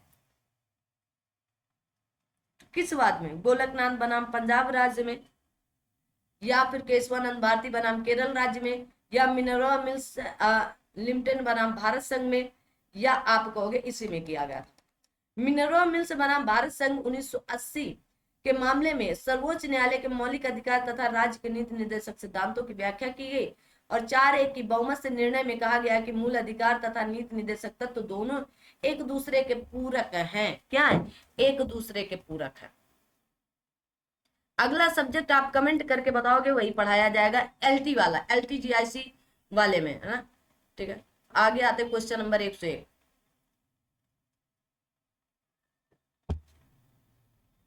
जनहित की याचिका की अवधारणा उत्पन्न हुई थी? तो आप कहोगे संयुक्त राज्य अमेरिका से।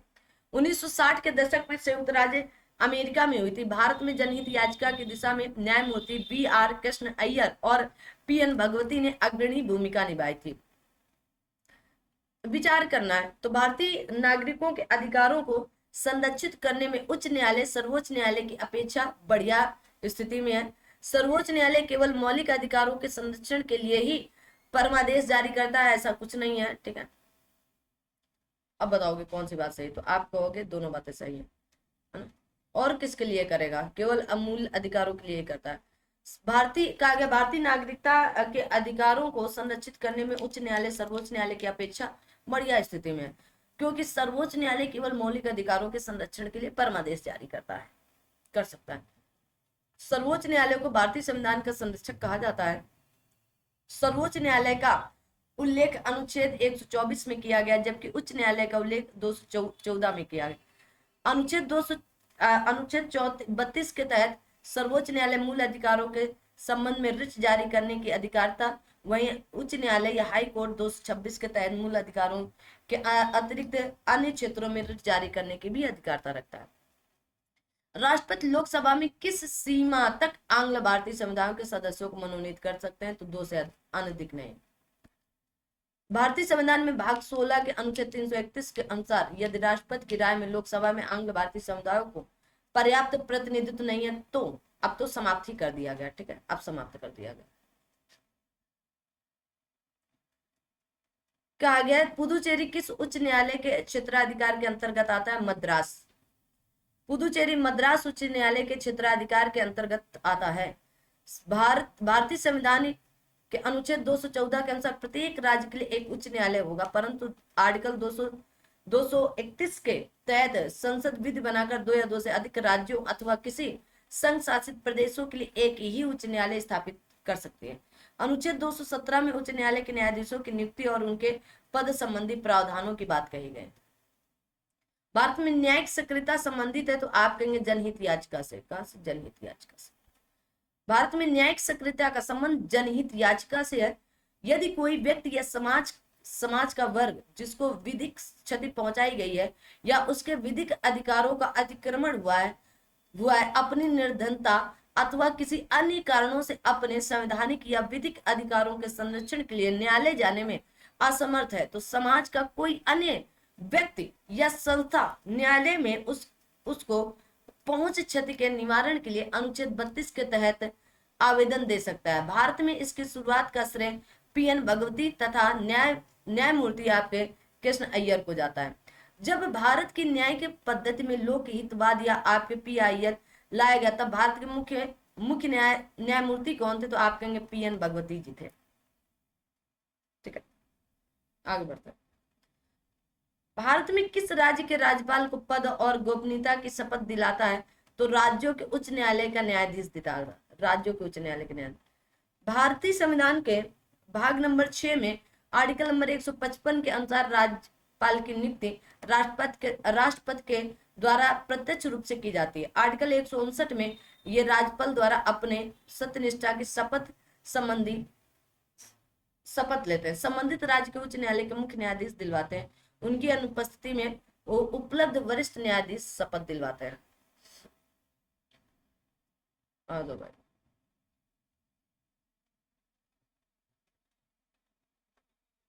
राज्यों की कार्यपालिका। छत्तीसगढ़ राज्य का गठन जिसके विभाजन से संपन्न हुआ था वह है, तो आप कहोगे मध्य प्रदेश से। किससे, मध्य प्रदेश से।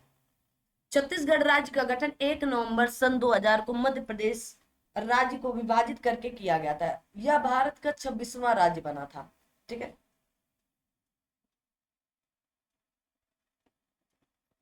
आगे देखो। राष्ट्रीय विकास परिषद का गठन 1952 में 6 अगस्त 1952 को किया गया था। कब, 6 अगस्त 1952। ये एलटी से लेकर 22 देखो लेक्चरर में पूछा गया ना। 6 अगस्त 1952 को राष्ट्रीय विकास परिषद की स्थापना केंद्रीय मंत्रिमंडल के एक प्रस्ताव द्वारा की गई थी। राष्ट्रीय विकास परिषद में प्रधानमंत्री सहित केंद्रीय मंत्रिमंडल के सभी सदस्य, सभी राज्यों के मुख्यमंत्री व केंद्र शासित प्रदेशों के प्रतिनिधित्व तथा नीति आयोग के सभी सदस्य शामिल होते हैं। प्रधानमंत्री इस परिषद के पदेन अध्यक्ष होते हैं। राष्ट्रीय विकास परिषद एक महत्वपूर्ण संगठन है जो देश के विकास प्रक्रिया में महत्वपूर्ण भूमिका निभाने के लिए बाध्य है। दिल्ली की विधानसभा में विभाजित है, तो आप कहेंगे 70 भागों में। दिल्ली विधानसभा में कुल 70 सीटें हैं। कितनी सीटें हैं, तो आप कहोगे 70 सीटें हैं, ठीक है। राज्यसभा सीटों की संख्या 3 और लोकसभा सीटों की संख्या 7 है। दिल्ली के मुख्यमंत्री अभी अवर्तमान में पूछा जाए, ठीक है, पूछा जाए कि वर्तमान में दिल्ली की मुख्यमंत्री कौन है, तो क्या बोलोगे? वर्तमान में रेखा गुप्ता जी हैं। कहा गया भारतीय संविधान के निम्नलिखित में से किस अनुच्छेद के तहत उत्तर प्रदेश अधिवक्ता की नियुक्ति की जाती, तो आर्टिकल नंबर 165 के तहत। भारतीय संविधान के अनुच्छेद 165 के तहत उत्तर प्रदेश का राज्यपाल उच्च न्यायालय का न्यायाधीश नियुक्त होने के लिए आहरित किसी व्यक्ति को राज्य का महाधिवक्ता नियुक्त करता है। महाधिवक्ता राज्यपाल के प्रसाद पर्यंत पद धारण करेगा और ऐसा पारिश्रमिक प्राप्त करेगा जो राज्यपाल अवधारित करेंगे। वेतन भत्ता आ दो भाई। कहा गया अधिवक्ता राज्य की विधानसभा विधान परिषद अथवा दोनों में सदनों की कार्यवाही में भाग ले सकते हैं, परंतु वह मत देने का अधिकार या वोट देने का अधिकार नहीं।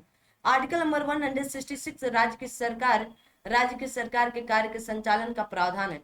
आर्टिकल नंबर 167 राज्यपाल को जानकारी देने आदि के संबंध में मुख्यमंत्री के कर्तव्य है। 168 राज्य के विधानमंडल का प्रावधान है। यह विधानमंडल राज्यपाल तथा एक या दोनों सदनों से मिलकर बनते हैं।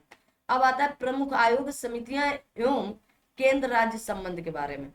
भारत के संघ लोक सेवा आयोग का गठन आर्टिकल नंबर 315 के अंतर्गत किया गया। आर्टिकल नंबर 315 के अंतर्गत संघ लोक सेवा आयोग एवं प्रत्येक राज्य के लिए राज्य लोक सेवा आयोग का गठन का प्रावधान किया गया। आर्टिकल 320 में लोक सेवा आयोग के कार्यों का उल्लेख 325 में धर्म, मूल, वंश, जाति, लिंग या अन्य किसी आधार पर मताधिकार से वंचित नहीं किया जाएगा तथा निर्वाचन नियमावली इस आधार पर तैयार नहीं की जाएगी। आर्टिकल 335 के अनुसार संघ या किसी राज्य में सेवाओं में नियुक्तियां करने में अनुसूचित जातियों, अनुसूचित जनजातियों के सदस्यों के दावों का प्रशासन की दक्षता बनाए रखने की संगति के अनुसार ध्यान रखना हो। भारत में योजना आयोग के अध्यक्ष प्रधानमंत्री होते हैं। अब योजना आयोग की जगह नीति आयोग आ गया 2015 से, ठीक है। केलकर समिति किस विभाग से संबंधित थे? गृह विभाग, वित्त विभाग, मानव संसाधन विभाग या रेल मंत्री? तो आप कहेंगे वित्त से संबंधित थे। किससे? वित्त विभाग से, ठीक है। आगे भाई।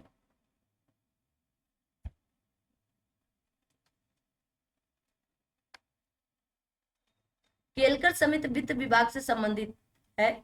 प्रत्यक्ष एवं अप्रत्यक्ष कर पर गठित केलकर समिति ने अपनी फाइनल रिपोर्ट तत्कालीन वित्त मंत्री जसवंत सिंह को 2002 में को सौंपी गई थी। समिति के अनुसार उनकी इन सिफारिशों को लागू करने से मध्यम वर्ग को जहां पर राहत मिलेगी, वहीं देश से कर जीडीपी अनुपात में वृद्धि हो सके। निम्नलिखित में से कौन सी संवैधानिक संस्था नहीं है? तो आप कहोगे योजना आयोग नहीं है, ठीक है। देखो 280 के तहत वित्त आयोग, 324 के तहत निर्वाचन आयोग, 315 के तहत संघ लोक सेवा और राज्य लोक सेवा आयोग संवैधानिक संस्थाएं हैं, ठीक है। योजना आयोग नहीं है, ठीक है। इसका गठन 1950 में किया और इसके स्थान पर 1 जनवरी 2015 से नीति आयोग आ चुका है। भारत के मुख्य निर्वाचन आयुक्त की नियुक्ति कौन करते हैं? तो राष्ट्रपति महोदय करते हैं। हमारे कौन? राष्ट्रपति महोदय। भारत के मुख्य निर्वाचन आयुक्त की नियुक्ति भारत के राष्ट्रपति द्वारा की जाती है। प्रत्येक मुख्य निर्वाचन आयुक्त का कार्यकाल 6 वर्ष या 65 वर्ष की जो भी पहले हो जाए। वर्तमान समय 26वें मुख्य निर्वाचन आयुक्त का गया आपके श्री ज्ञानेश कुमार जी हैं।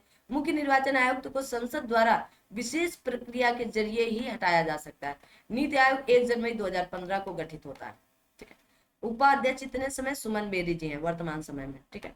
आगे तो आगे निम्नलिखित में से सरकारी आयोग का एक सदस्य नहीं था,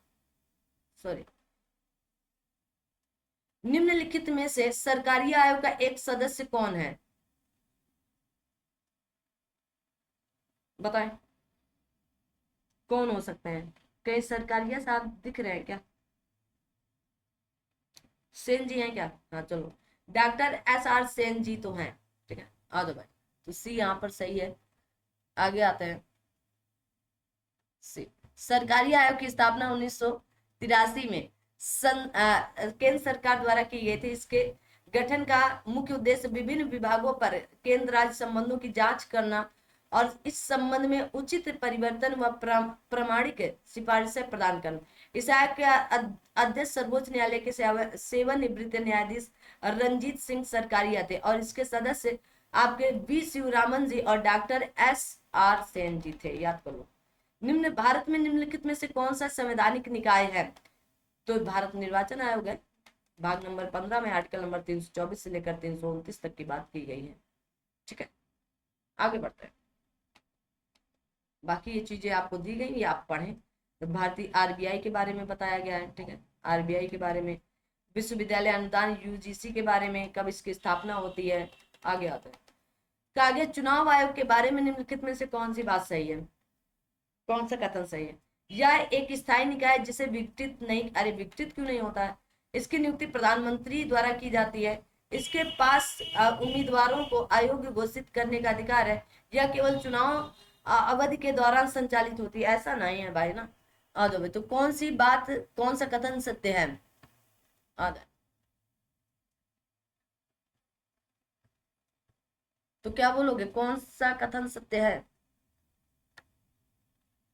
तो कहेंगे संविधान के भाग नंबर 15 में अनुच्छेद 324 से 29 में चुनाव आयोग का वर्णन है। आयोग को ऐसे उम्मीदवारों को अयोग्य घोषित करने का अधिकार जो कानून द्वारा निर्धारित समय और 30 तरीके के भीतर अपने चुनाव व लेखा जोखा प्रस्तुत करने में विफल रहे।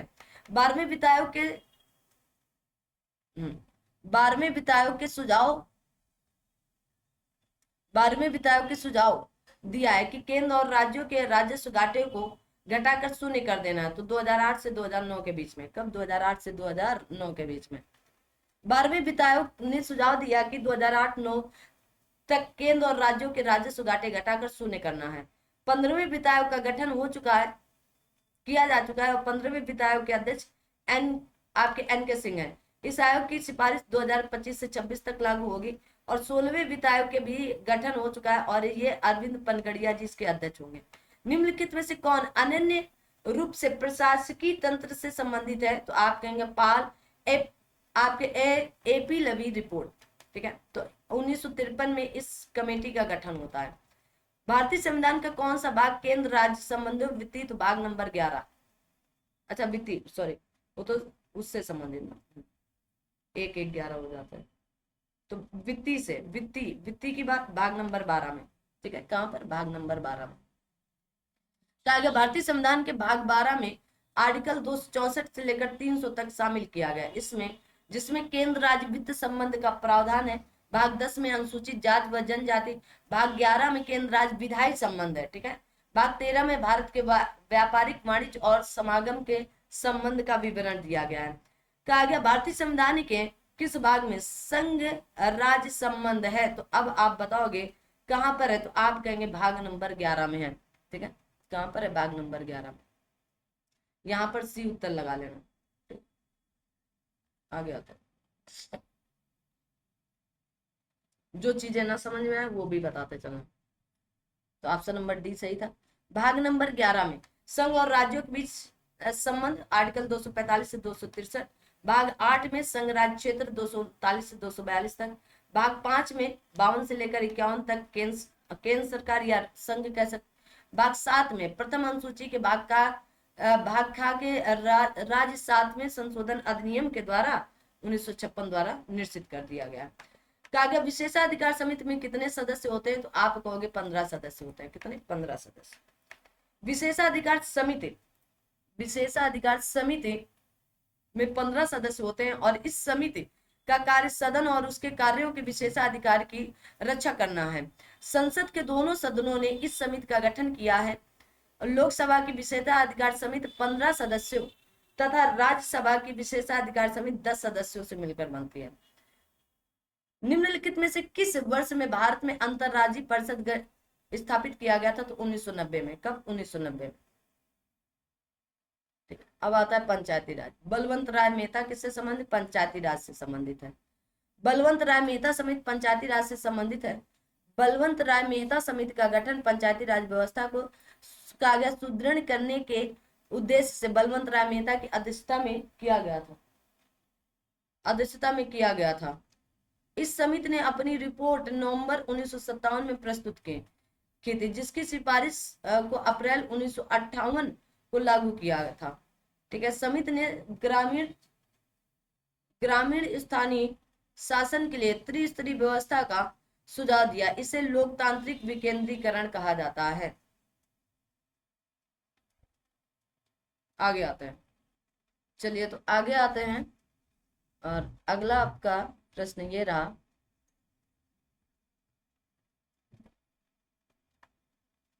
देखेंगे कागज ग्रामीण स्वशासन के सबसे निचले ग्राम स्तर पर लोकतांत्रिक संगठन को कहा जाता है। तो आप क्या कहेंगे? ग्राम पंचायत कहा जाता है। ग्रामीण भारत की स्थानीय स्वशासन की प्रणाली को पंचायती राज व्यवस्था कहा जाता है। 73वें संविधान संशोधन 1992 द्वारा पंचायती राज को संवैधानिक दर्जा दिया गया। जिस तरह से नगर पालिका और उप नगर पालिकाओं द्वारा शहरी क्षेत्रों का प्रशासन चलता है, उसी प्रकार पंचायती राज संस्थाओं के माध्यम से ग्रामीण क्षेत्रों का स्वशासन चलता है। पंचायती राज संस्थाएं 3 है, तो ग्राम स्तर पर ग्राम पंचायत, ब्लॉक स्तर पर पंचायत समिति और जिला स्तर पर जिला परिषद। पंचायती राज का मुख्य उद्देश्य क्या है? तो आप कहोगे जनता को विकास मूलक प्रशासन में भागीदारी के योग्य बनाना। ठीक है, तो 2 अक्टूबर 1959 को ये राजस्थान के नागौर जिले में पंचायती राज लागू हुआ था पहली बार, बलवंत राय मेहता समिति की सिफारिश पर। ठीक है, आ दो भाई, पंचायती राज की अनुशंसा की गई थी, तो आप कहेंगे बलवंत राय मेहता समिति के 1957 में आती है। समिति कब गठित? 1957। 2 अक्टूबर 1959 को भारत के प्रथम प्रधानमंत्री पंडित जवाहरलाल नेहरू जी ने राजस्थान के नागौर जिले से इसे प्रारंभ किया था।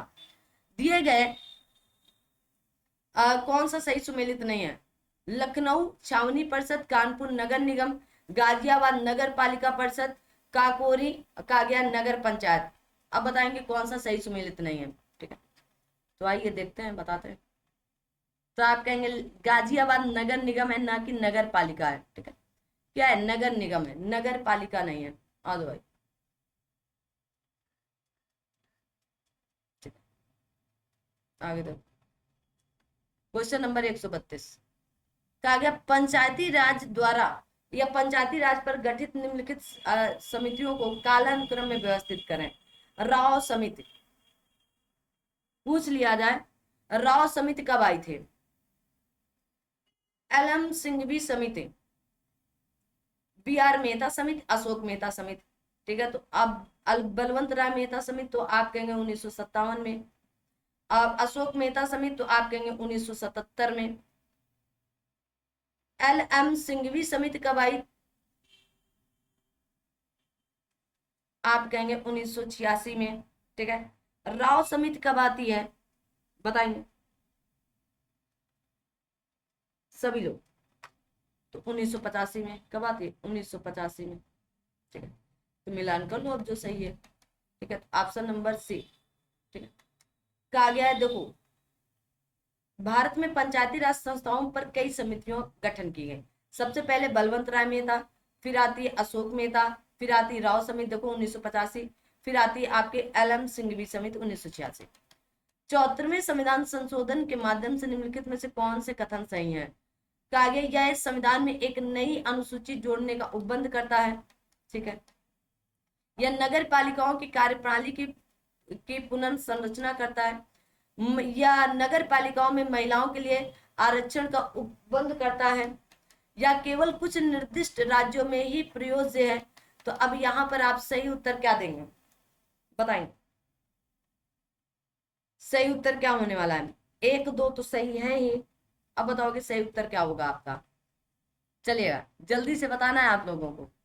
तो आइए इधर बता देते हैं पूरी कहानी। 1 2 3। ठीक है, शायद 1 2 3 था पहला आंसर, वही सही था। 1 2 3। ठीक है, आगे तो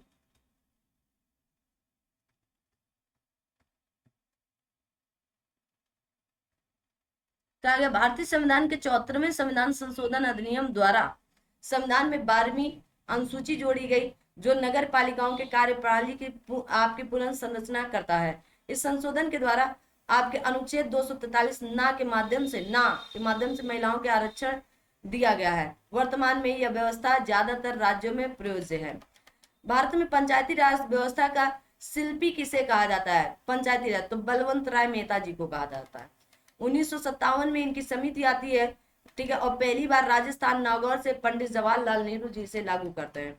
निम्नलिखित में से कौन सा ग्राम पंचायतों की आय का साधन नहीं है? तो आप कहेंगे कृषि पर कर ये आय का साधन नहीं है।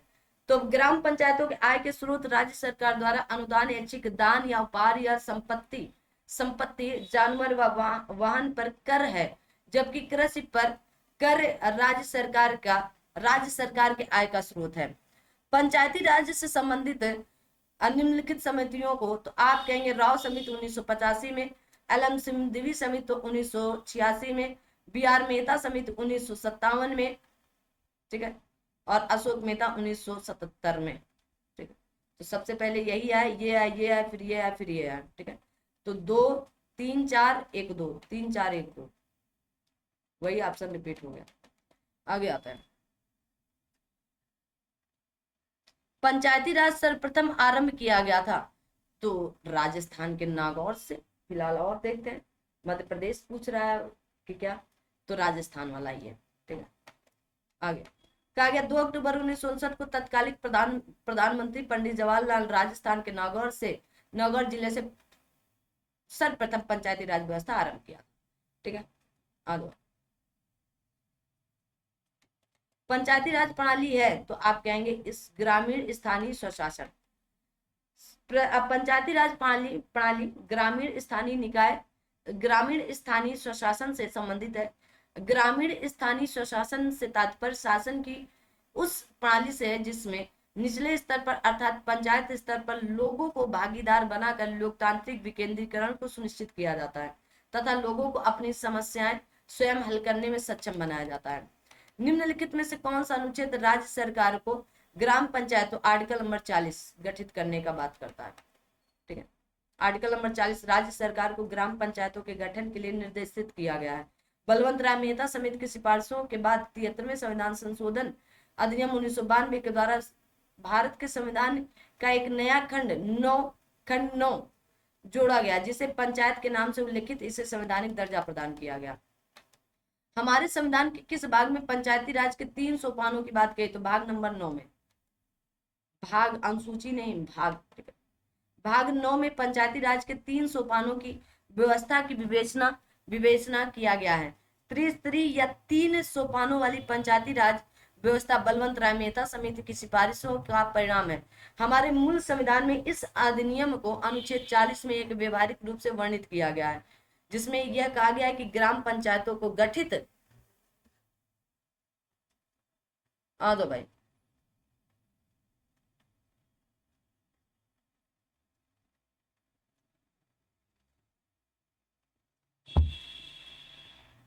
गठित करने के लिए राज्य कदम उठाएगा और उन्हें आवश्यक शक्तियों और प्राधिकार प्रदान करेगा जिससे वे स्वशासन की इकाई की तरह कार्य करने में सक्षम हों। यह अनुच्छेद राज्य के नीति निर्देशक सिद्धांतों का एक हिस्सा है। 24 अप्रैल 1993 को 73वें संविधान संशोधन अधिनियम 1992 के द्वारा भारत के संविधान में नए खंड 9 सम्मिलित किया गया और इस अधिनियम द्वारा संविधान में एक नई अनुसूची 11 भी जोड़ी गई। सामुदायिक विकास कहा गया भारत में स्वतंत्रता के पश्चात भूमि सुधार को लागू करने का प्राथमिक उद्देश्य क्या था?